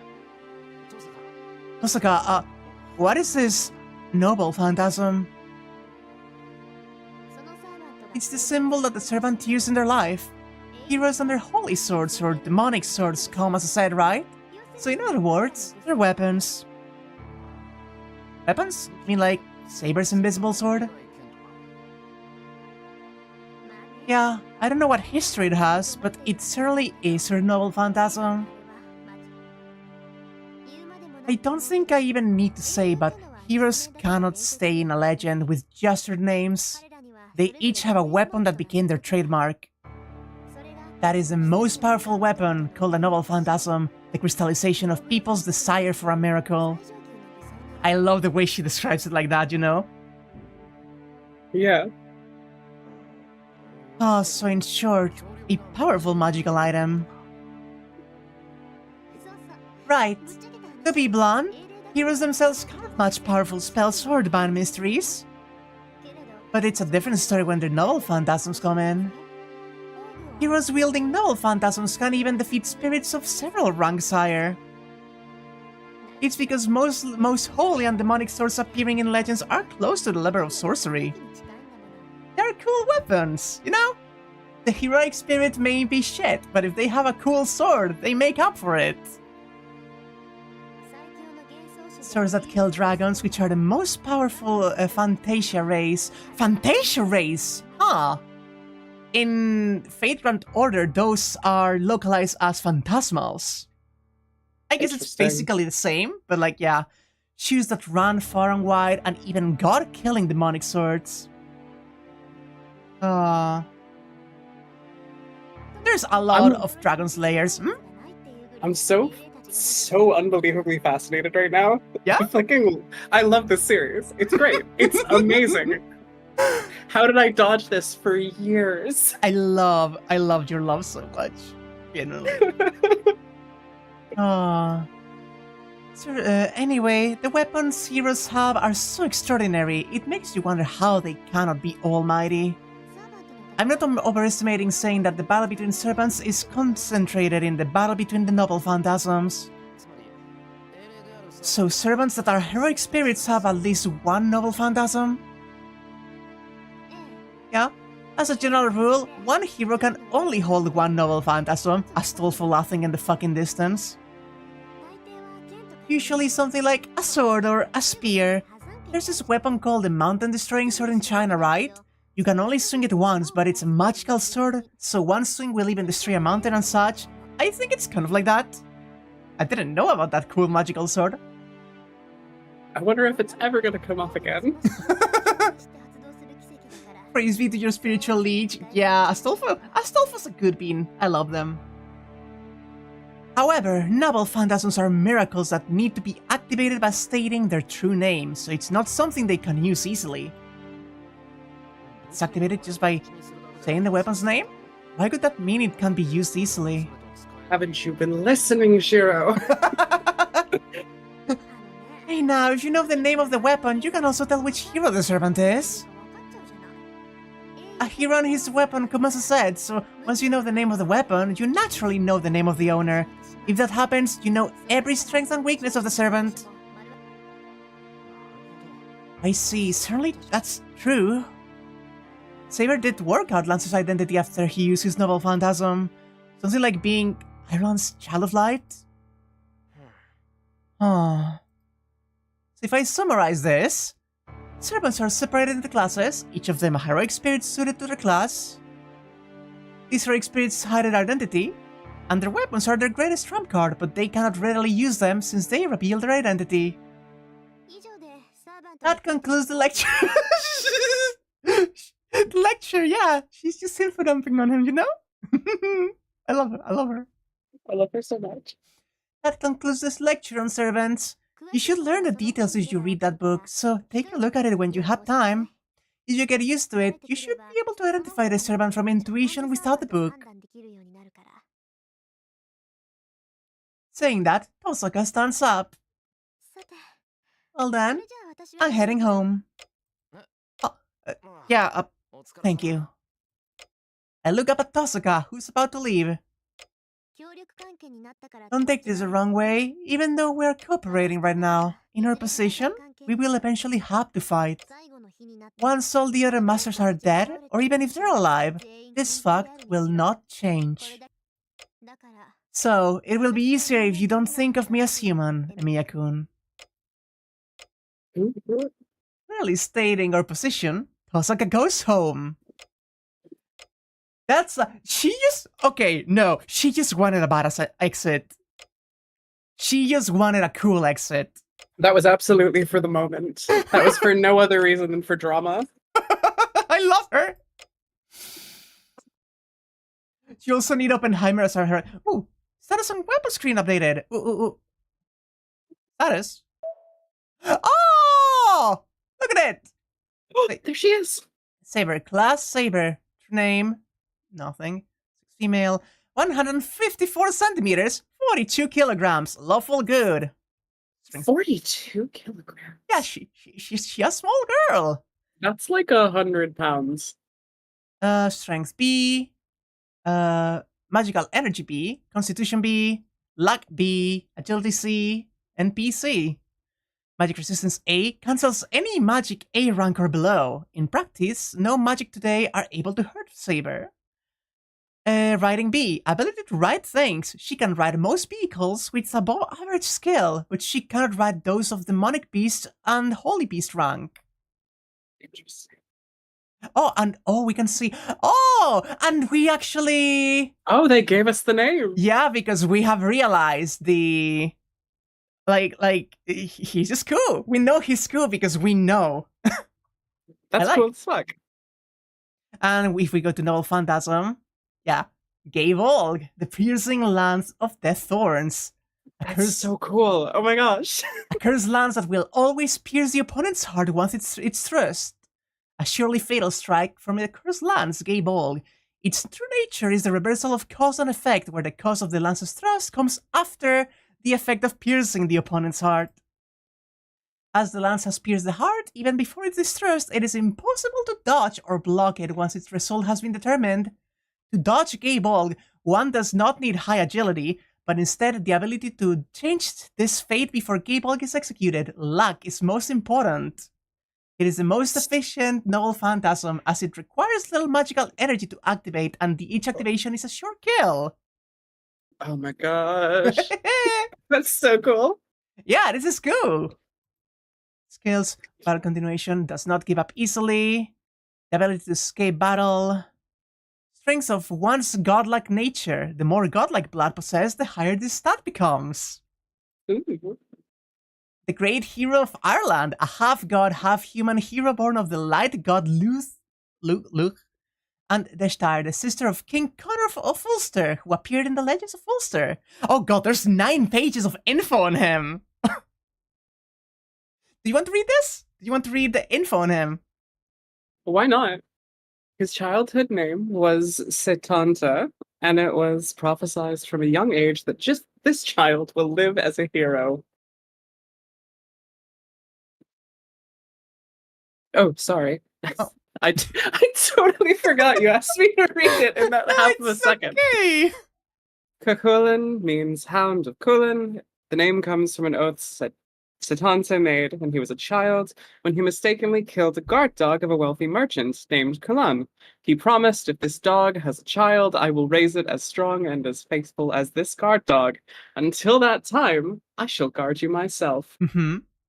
His nickname of Cuchulainn praises not only Setanta's strength for killing the famous savage dog of Culann unarmed, but also the character of Setanta, that thought of the owner of the lost dog even as a child. Yep. Cuchulainn grew up to be a strong man and went into an evil land called the Country of Shadows to satisfy the requirements to marry a particular woman. Cuchulainn overcame many difficulties and reached the Country of Shadows. He was well liked by the ruler of that country, the witch Scathach. I don't know shit about Irish. I love her though. And he trained under her and learned many sorceries and techniques. He obtained the Cursed Landscape book that later became the symbol of Cuchulainn, and he left the Country of Shadows. Mm-hmm. In the legend, it is said that Cuchulainn was brave, compassionate, and a likable young man. Cuchulainn mercilessly killed his enemies in the battlefield, but he respected faith and was noble enough to never break a promise once made. Mm-hmm. Celtic warriors had the custom of making an oath called the Gaeas. Oh, that's where that word comes from. Yeah. And those warriors who broke this Gaeas were cursed. Cuchulainn, like his nickname, had a Gaeas that said he must never eat a dog, and he faithfully tried not to break that promise. Mm-hmm.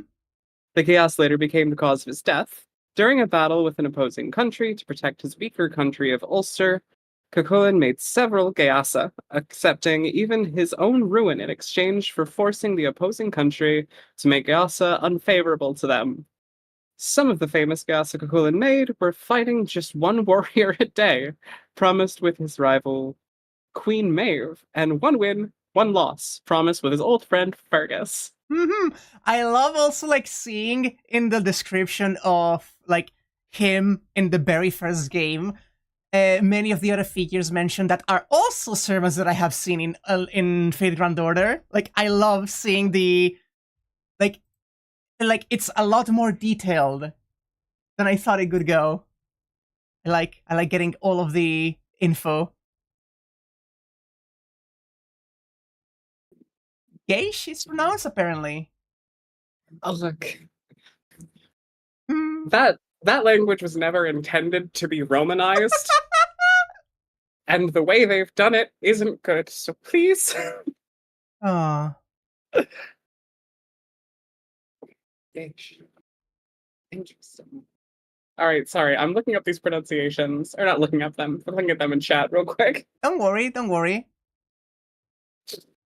It was not correct. It was not correct, yeah. Yeah. Lots of Welsh. Yeah. Also, yeah. Cuchulainn's brilliant war record can be summarized into the battle against the neighboring country of Connaught. The war between the two started when Connaught's Queen Maeve irrationally invaded to steal Ulster's golden bull, Don, just to beat her husband in a bull comparison contest. Yeah. Which is a thing. Yeah. Cuchulainn supported the weaker Ulster army against the Connaught force, an allied army of 3 countries, for a length of 7 years, and finally succeeded in making them retreat. At that time, Cuchulainn captured the main culprit of the war, Maeve, but he released her, saying that he could not kill a woman, and a reconciliation was reached between Ulster and Connaught. Mm-hmm.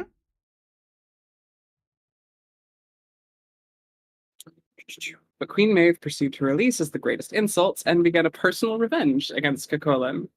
After numerous schemes, Cuchulainn was forced to break his... Would that be like... Ish. Fuck it. His gaze, one by one, as a result, lost all his powers, and was at last stabbed in the side with a lance. The proud Cuchulainn would not allow himself to die lying down, and tied himself up to a post. On the verge of death, he saw an otter drinking the blood that had spilled into the river, and laughed at its greediness. He died standing. Ah. Geisha. Cool. A thrilling great man, Cuchulainn had the protection of the goddess Morrigan, who governed death and destruction. But the story isn't that simple. At first, Cuchulainn declined the goddess's protection. So insulted, Morrigan transformed into many animals and went after his life. Yeah, that happens. It tends to happen. But Cuchulainn was able to repel off every attack and actually treated the wounded Morrigan. Morrigan admired that nobility from the bottom of her heart and decided to support him without his knowledge. Huh. So as not to destroy Cuchulain's pride, she did not help him when he was in his greatest perils, but merely observed the way of a hero. I see. Also, apparently he tied himself up to a post to die standing with his own intestines. That's Man. so cool. Yeah? God, I love myths. Have Archer. We don't know the true name yet, and so we don't have any details on him, or skills, or novel phantasm. We don't know shit. We just know a little bit about him. Rider, we don't know anything about Rider, or Caster, or Assassin. But we do know about Berser-car. Yeah? Chaotic Insane! Nice alignment! Yeah. Heracles! Chaotic. Do you want to read this one? Sure. The greatest hero in Greek mythology. He was a half-god, half-human hero born from Zeus, the king of the gods, and a human woman, as tended to happen back in the day. Although Heracles had superior talent in all things, there were big problems with his personality. As a child, he beat his harp teacher to death over a small matter, and after that he had to live as a shepherd to calm his temper. Thus, he became a splendid man, and after he had accomplished several great deeds, the king of Thebes gave him his daughter Megara, and he earned 2 children and the right to succeed the king. Heracles was young and strong, and already no human was a match for him. The future seemed bright for him, as he married the king's daughter and had 2 children. But Zeus's wife, Hera, detested the child born of Zeus and a human, and meddled with his fate at every opportunity. As tended to happen. Specifically, he tied himself up to the post to keep himself standing, so he could keep fighting. The enemy army was too scared to approach him, and only realized he died when a crow landed on him. Holy fucking shit! That's literally the coolest thing I've ever heard. First, Hera sent madness to Heracles and drove him insane, making him kill Megara and his 2 children. Oh god. Heracles, Thanks, Hera. troubled by the sins he had committed, received a sign that he should atone for his sins by becoming the slave of Eurystheus. Eurystheus, thank you. The man who took away his promised position as king. Eurystheus was jealous of the strong hero Heracles and gave him many difficult tasks and claimed that he would keep him as a slave until he completed these tasks. These were many difficult labors that were impossible to complete with normal human skills. They were the famous 12 labors of Heracles. The number of labors chosen by the gods was 10, but since Eurystheus did not accept the fulfillment of 2 of those, he added 2 more labors. This fucking asshole. But Heracles safely completed even those tasks, and not only was he freed from slavery, but he also received an immortal body as proof of his great accomplishments. You know, as one does. The greatest hero in Greece, this was the beginning of the great hero Heracles, who single-handedly achieved great deeds equaling those of the Trojan War and the Argo expedition, but the rest of Heracles' life was again full of madness. Hera's hatred was endless, and Heracles, who should have been immortal, was killed by poison by one of his wives. The great hero, equally matched with the sun god even as a human, was in the end slowly killed by the persistent jealousy of a goddess. At the point of his death, Heracles burned his body still contaminated with poison and entrusted himself to Zeus' judgment. It is said that the gods, in a conference, approved of Heracles' great deeds and prepared a seat in Olympus after his death and worshipped him as a god. Heracles went insane many times in the myth, but he really was an excellent warrior who could handle any weapon. He has the attributes to become any of the 7 classes except Caster, and the greatest noble phantasm in his possession is a bow and arrow he obtained in the 12 labors, called Shooting 100 Beasts 9 Lives. But he's not an archer, so... Ability to stay alive. Avoidance of danger by 6th sense/instinct. Ability to ignore any mental interference such as coercion, confusion, or illusion. And the strength of one's godlike nature. Yeah, he could have a higher rank of divinity. Dude, you look huge. We don't know exactly We don't know exactly yet about his noble phantasm, but we gotta speculate from his myth, you know? Tries on the pronunciation. It is difficult. It's so difficult. It's only gonna get worse. Boundary Field of the Wind King, an invisible sword. It does not allow the enemy to determine its range. It is simple, but tremendously effective in hand-to-hand combat. It is a noble phantasm protected by string magic, but it does not mean that the sword itself is invisible. The blade is clad in wind that changes the refraction of light and makes the shape of the sword invisible. It's just constantly shrouded in wind. It is not a vacuum, but the wind whirling around the blade is like a weapon and it seems to increase the damage of the slash. Only when the compressed wind is released is a vacuum state created. When the target has resistance to visual impediments, the accuracy correction of invisible air is ineffective. Other than the advantage of making the blade invisible, it is possible to release the compressed wind, making a single-use projectile weapon. The damage of such an attack is constant, and Saber's strength or magical energy does not affect it. Cool. Neat. Instinct. Ability to always feel the best curse of oneself during combat. And Magical Energy Burst. This transfers magical energy into one's weapon and body, and by releasing the magical energy instantaneously, it increases one's ability. Simply said, it's like a magical energy jet propulsion. Just a burst of magic. I love this. I didn't know. And also weapon, we probably... Oh, an identified axe sword, Berser-car. A sword of rock that Berser-car uses.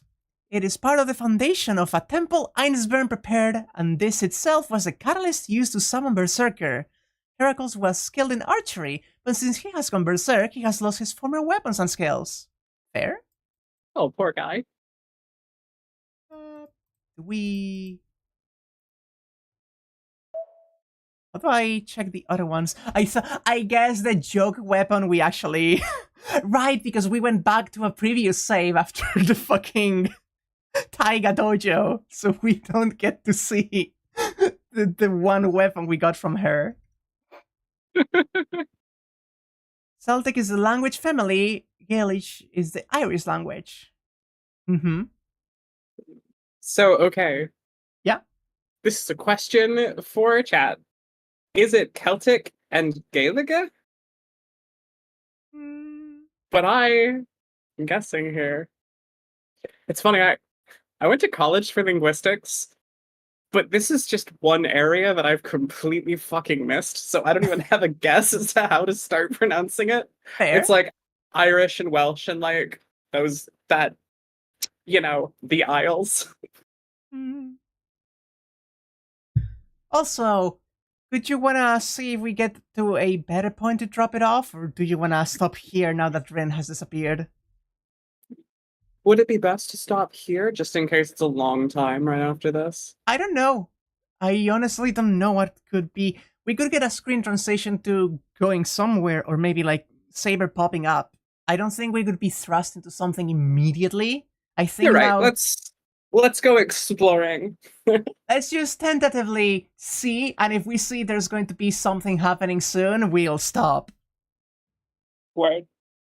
No idea how to write it sounded out, lol. Fair. Is it because Tosuka went home and my tension disappeared? My body feels dull, so I laid down in the living room. I stave off the returning nausea by laying on my side. The clock ticks in the silent living room. Fight between masters, huh? I still don't understand what it is. The only thing I'm sure of is that it is beyond me. It would feel more real if I had more interest in the Holy Grail. Why, I wonder? All I feel toward the Holy Grail is disgust. A grail said to make wishes come true. I don't know what kind of thing it is, but it's an artifact that can't even summon these things called servants. Might not go as far as granting any wish, but it should have more than enough value for any makers to want it. But still, I'm not interested in it. It's true that I'm dubious about its reality, but accepting that easy way to reach a goal feels like cheating myself. And the worst aspect of this thing is that the selection method is a battle. This is a fight for a single chair. Is this what you meant about the chairs? No matter what your expectations are, as long as you enter it, you can survive unless you defeat your enemies. And depending on your methods, defeating other masters might result in harm to innocent people. That's why... Ah, the memory of the fucking priest. Rejoice, Emiya Shirou. My reason for fighting it is not to win the Holy Grail War. Your wish will finally come true. It is to stop those that could try to win it by any means possible. What? A nice boy! Love this guy. I feel dizzy again. It's only natural. Even if it appears to be back to normal, my body was almost split in half a few hours ago. There's no way this sickness will go away quickly. It seems more likely that it will continue for the rest of my fucking life. Because I was almost killed 3 times in a day. If someone weak joins a battle, it's natural for him to get hurt. As compensation for my lack of strength, I almost lost my body. And she was wounded protecting me. I get up. Yeah, her! What am I doing? We fucking forgot about Saber. I totally forgot about her because Tosaka was here. No, I unconsciously avoided thinking about her. Coward. I have been avoiding recalling the girl who was wounded because of me. The one that was bleeding miserably because of me. Tosaka didn't say the most important thing. I pulled my resting body together and stand up. Tosaka didn't say anything about Saber. She said she and Saber brought me here, but she said nothing more. The fact I need to know most, if she, the one wounded by Berser-car, is alright or not.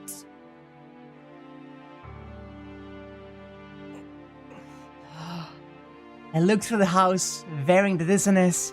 I look around where someone could be, all the guest rooms, but I cannot find Saber. It's weird, she's in that outfit, so you'd think it'd be easy to find her. A little raincoat. There's no sign of the brave armor-clad Saber anywhere around the house. Tosaka said servants can become spirits, but I can't do that. No, first of all, they say I'm a master, but just how am I a master? I don't understand what she is, nor how she exists. It's like a new soldier being given a tank. That's right, even if you give a guy that has only used old guns a brand new weapon, you won't know how to use it.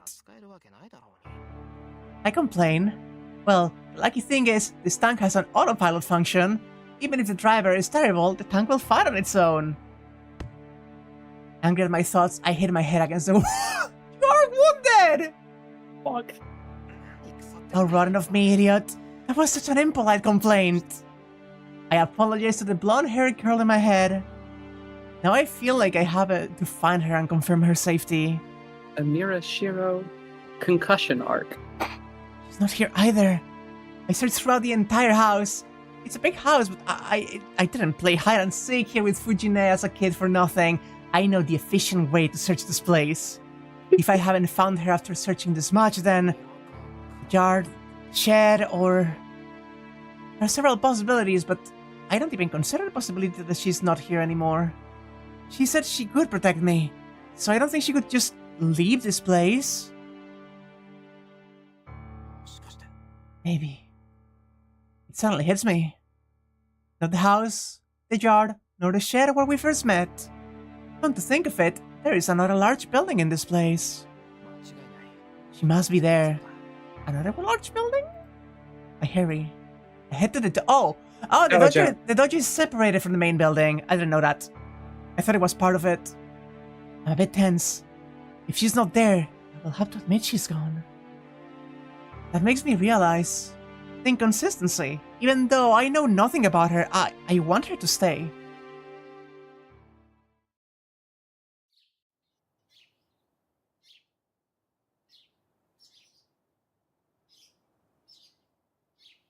A wooden floor room with nothing unnecessary.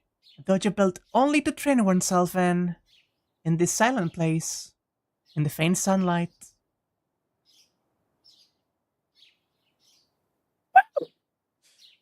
Yeah. She's sitting there, naturally. And I'm leaving it here! Woo! I'm saving it on this one CG of her. Oh, she's great. Also, new outfit! Yeah! She doesn't look, Out of like a place. knight. Oh, perfect place, actually. I'm so glad I went a little bit more. Exit game. We do have that outfit in Fate Grand Order, but Anya hadn't seen it. I had to show it to Anya. I haven't seen it. I was waiting for Anya to see that one just so I could share like 90% of the fun art she has. Oh, but yes, this has been a very, very lovely stream. We got to see Shirou nearly fucking die again. Lucky us, honestly. Honestly. What is the wait a moment? What is the music I usually have? Daybreak. There we go. Ending music has been prepared. But yeah, this has been. Oh, I honestly didn't expect Shirou to just get fucked there. Yeah, neither did I. Like, I was like, yeah, cool. I've had time to process Rin's death, and then we had an even worse one. I liked that this session was just basically like 2 hours of info dumping of just like, this is the lore, this is how everything works, the pieces that you're still missing, let me just put those in there. Yeah, and we unlocked the stat screen. Now we can see about all of the other servants as we see more about them and read about their cool myth. Can't wait to fill the Pokedex. Also, just want to make like a quick open call to anyone watching. IPA came up in chat. I can read the IPA. If people can grab me the IPA transcription for the names and words that we're going to be encountering, I cannot garble them too terribly. Yeah, listen. Anya is extremely wonderful. I think she is a completely wonderful person, and one. Sounds like you're about to say something awful about me. Listen, no. She's great. She's wonderful. This is just praise. And one of the things I really admire about her is the passion she has about like linguistic systems and like dialect stuff. Like, it's incredible. It's like incredible. It is a personal, like, I feel like if I had to point at like my specific like hyper fixation, it's absolutely that, like phonotactics and stuff. Also, it has been posted in chat. Okay, I mean that was, I think, the one I knew, Celtic. Yeah, that's just Celtic. But yeah, I'm actually really excited. I'm also learning things, you know. There's some things that I kinda glossed over or like knew but didn't think much about, that the game is like really hammering like, oh, this and this. I like learning. Isn't that so? Like, that's Hercules, but isn't that the Roman pronunciation? Aren't we going for the Heracles? Yeah. Different. It's Heracles. Heracles. I just learned that. I feel so stupid because my whole life I've just gone through life assuming that the Greek and Roman were swapped. Oh gosh. I've been horribly misled. This literally like just came up among people like the other day. Oh, that's the Gias thing. Okay. I don't know. You are the one who knows that.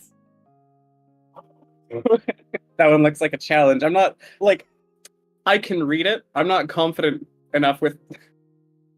Oh, for Gaelic. Should I say this? I'm not confident with my tongue. You can do it. You can do it. I believe in you. I love you. Yeah, fuck it. That's close enough. I'm just not gonna try yet.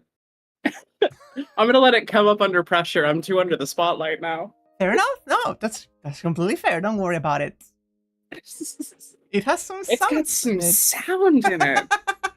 Bro, we love valorization, palatization, buzzwords. Anyway, Anya, it has been an absolute joy to do this with you today. And I look forward to every one of these streams.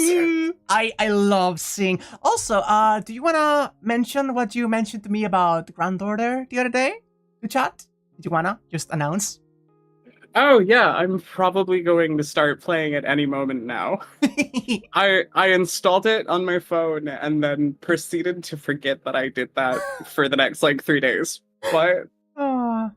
Anya was on the fence about getting Fate Grand Order because it's always the problem of it's going to spoil something, some true names, but also identity spoilers. But that's not that much of a deal. It's alright. We determined that it could, like, she enjoy, like the enjoyment of this setting itself is more. I feel like other than just like beyond just the identities, I don't think it changes the fact that I have no fucking clue what's going on here. No, that's fair. That's completely fair. Saber's transfer code. Yeah, gotcha Helvers. Gotcha Helbers. Yeah, gotcha Helvers. There's a lot more fun writing, yeah? Yeah, I've been shown and toured through some of it by Wack, and that was... I mean, I'd be lying if I said that wasn't part of the reason that I was interested in starting. Listen, I am not a shill for Faint Grand Order. Even though I love the game, I am not a shill because I am keenly aware that this is a gacha game, and gacha is bad and predatory, and I don't want people to feel pressure to try it out because I have been talking about it. But the story is good. I like the story. I feel like I'm educated and based enough about gachas to know where my limits are. That's fair. That's fair. Don't do me. I'm not worried. I'm not worried about the first couple chapters being bland. I soloed, I think, the first 60 hours of Final Fantasy online. I still haven't gotten Shadowbringers, but it's fine. It's okay. Wait, no, was Shadowbringer... Isn't it Heavensward first? I don't care. I honestly don't know. Regardless, had a great time with you. Yeah, and I hope to continue doing this for many streams to come. Anyway, I'll let you rest now, hon. Bye-bye. Bye-bye. Bye. She has officially... Oh! She's drugging me with her chat! She's... Oh god! Oh god! Oh, what a beast! Why won't you... Unstick from my hair! Unstick from my hair, you horrid beast! Why would she unstick from my hair?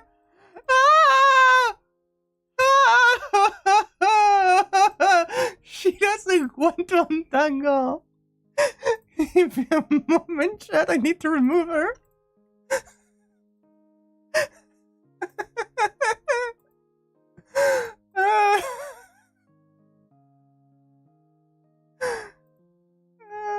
She does like what the? Oh, finally! Oh.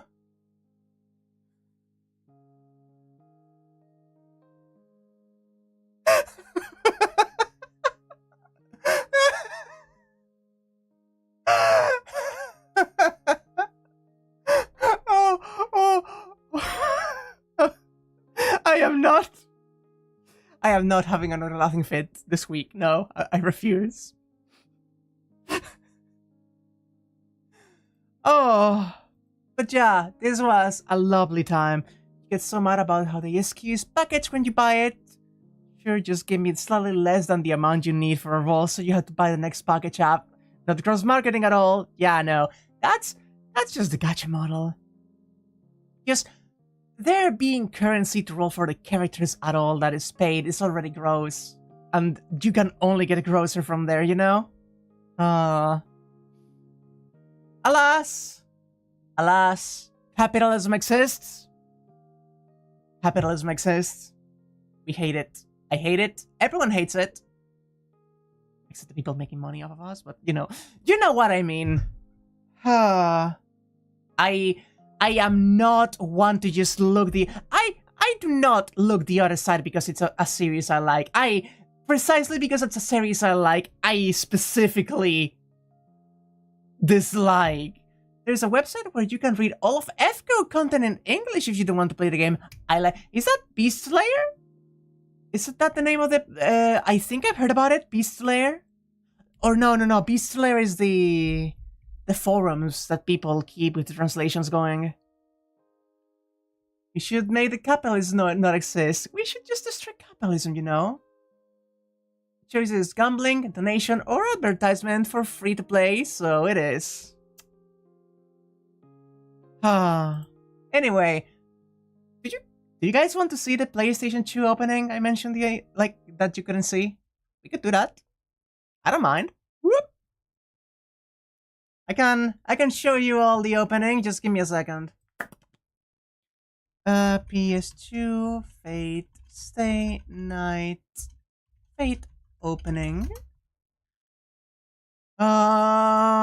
This should be it. Oh my ear!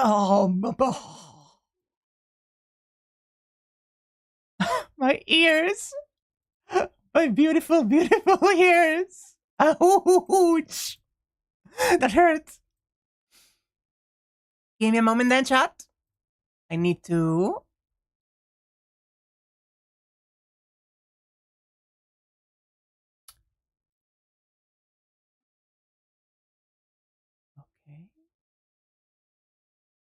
Oh, well, that works well enough. Allow me to expand this a bit more. There we go. Okay.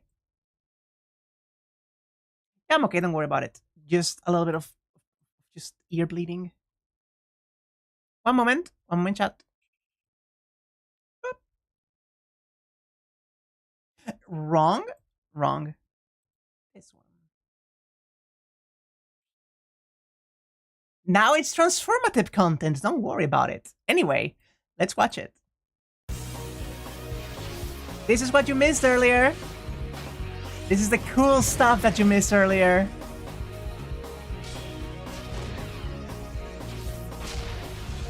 We get to see some servant bullshit going on.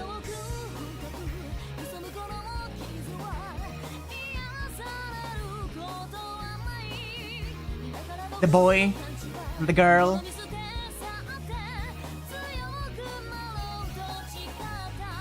The other girl.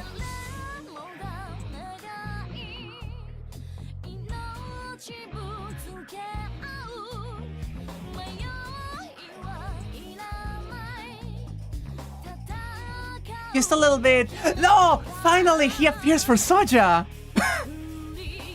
Soja will be happy that he had a little cameo there.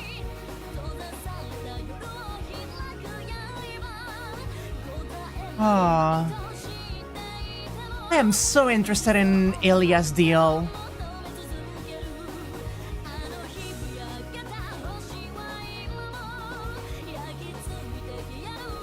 And a little look at Saber's sword.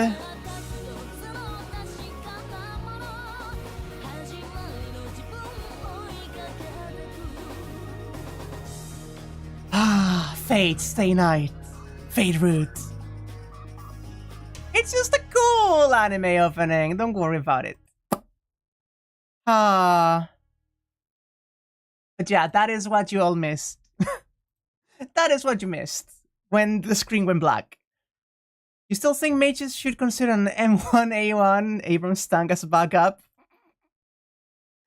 I mean, I wouldn't... Okay, but Willow, I need you to know, right, that this is going to be spoilers, not for this game, but for Fate Strange Fake. There's a new series coming out. It has been a light novel and a manga for like way longer, but the anime just started airing.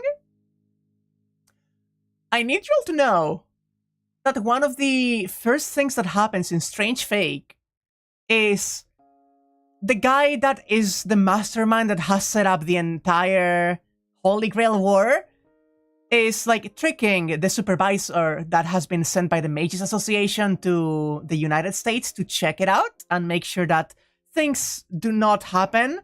Because he's like, people don't know at the beginning if the rumors of a Holy Grail War are real or not. But one of the first things that happens is that he reveals, like he is the one setting things and pulling things behind everyone's backs to like make the war happen. And they have this tense face-off where the guy just does like a sleight of hand trick with his hands, and the other one just prepares himself like he's going to block or deflect or avoid whatever spell he's preparing. Is like, no, he's just like literally fucking about with his hands, and then just like snaps his fingers, and a whole fucking squad of people with assault rifles gun him down on the spot. Like, he's so ready for a magic fight, and the guy just gets gunned down for a solid 30 seconds. It's so funny. It's also so it's so American. Like, that's exactly the point. Like, he was proving a point to the Magic Association in Britain that this new group emerging in America is actually the real deal, and they are something that they should be taking seriously. And he just brings in a whole fucking squad of ace ops to shoot him down. They never see it coming. They just fucking never see it coming. You shoot the mage. You sadly cannot shoot the servants. Servants will fucking deflect bullets when you shoot at them, but hey, if you can hit the masters, that's a way. Oppenheimer summons still solos. Oh, I'm just gonna leave. I am going to increase the volume now. Careful, Steve might get ideas. This has been very fun, but it is now almost 1 a.m. and I need sometimes the tank also the servant also has a tank.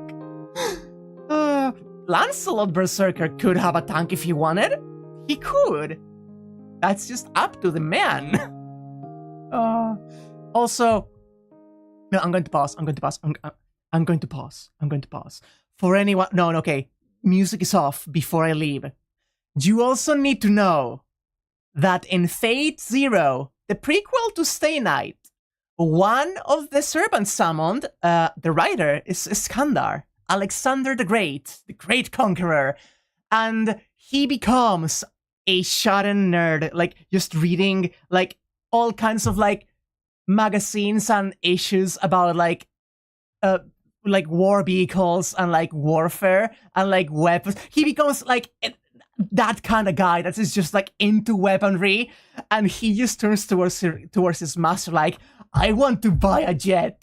Like, the man just fucking wants to buy a jet and go fight the president of the United States and conquer America. The man, the legend, the myth, just fucking... He also wants the tank, you know? He also wants it, Willow. It's not just you. Oh... We're thinking about a certain fox. The fox has more of a mech than a tank, but yeah, it works. No, actually, no, she does have some tanks. Never mind. That's not how presidency works, but I think we should support him anyways. Okay, now I'm going for good. I wish to write a poem like this movie, man, master. Oh. Thank you all so much for being here, and goodbye! Wait. In Apocrypha, John proposes loading an airplane with explosives and just flying it into their enemies! John? Jean d'Arc? Jean d'Arc terrorism moment?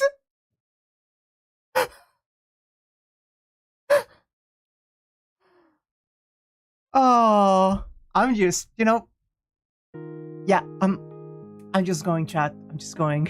Thank you so much for keeping us company. I loved you. Bye.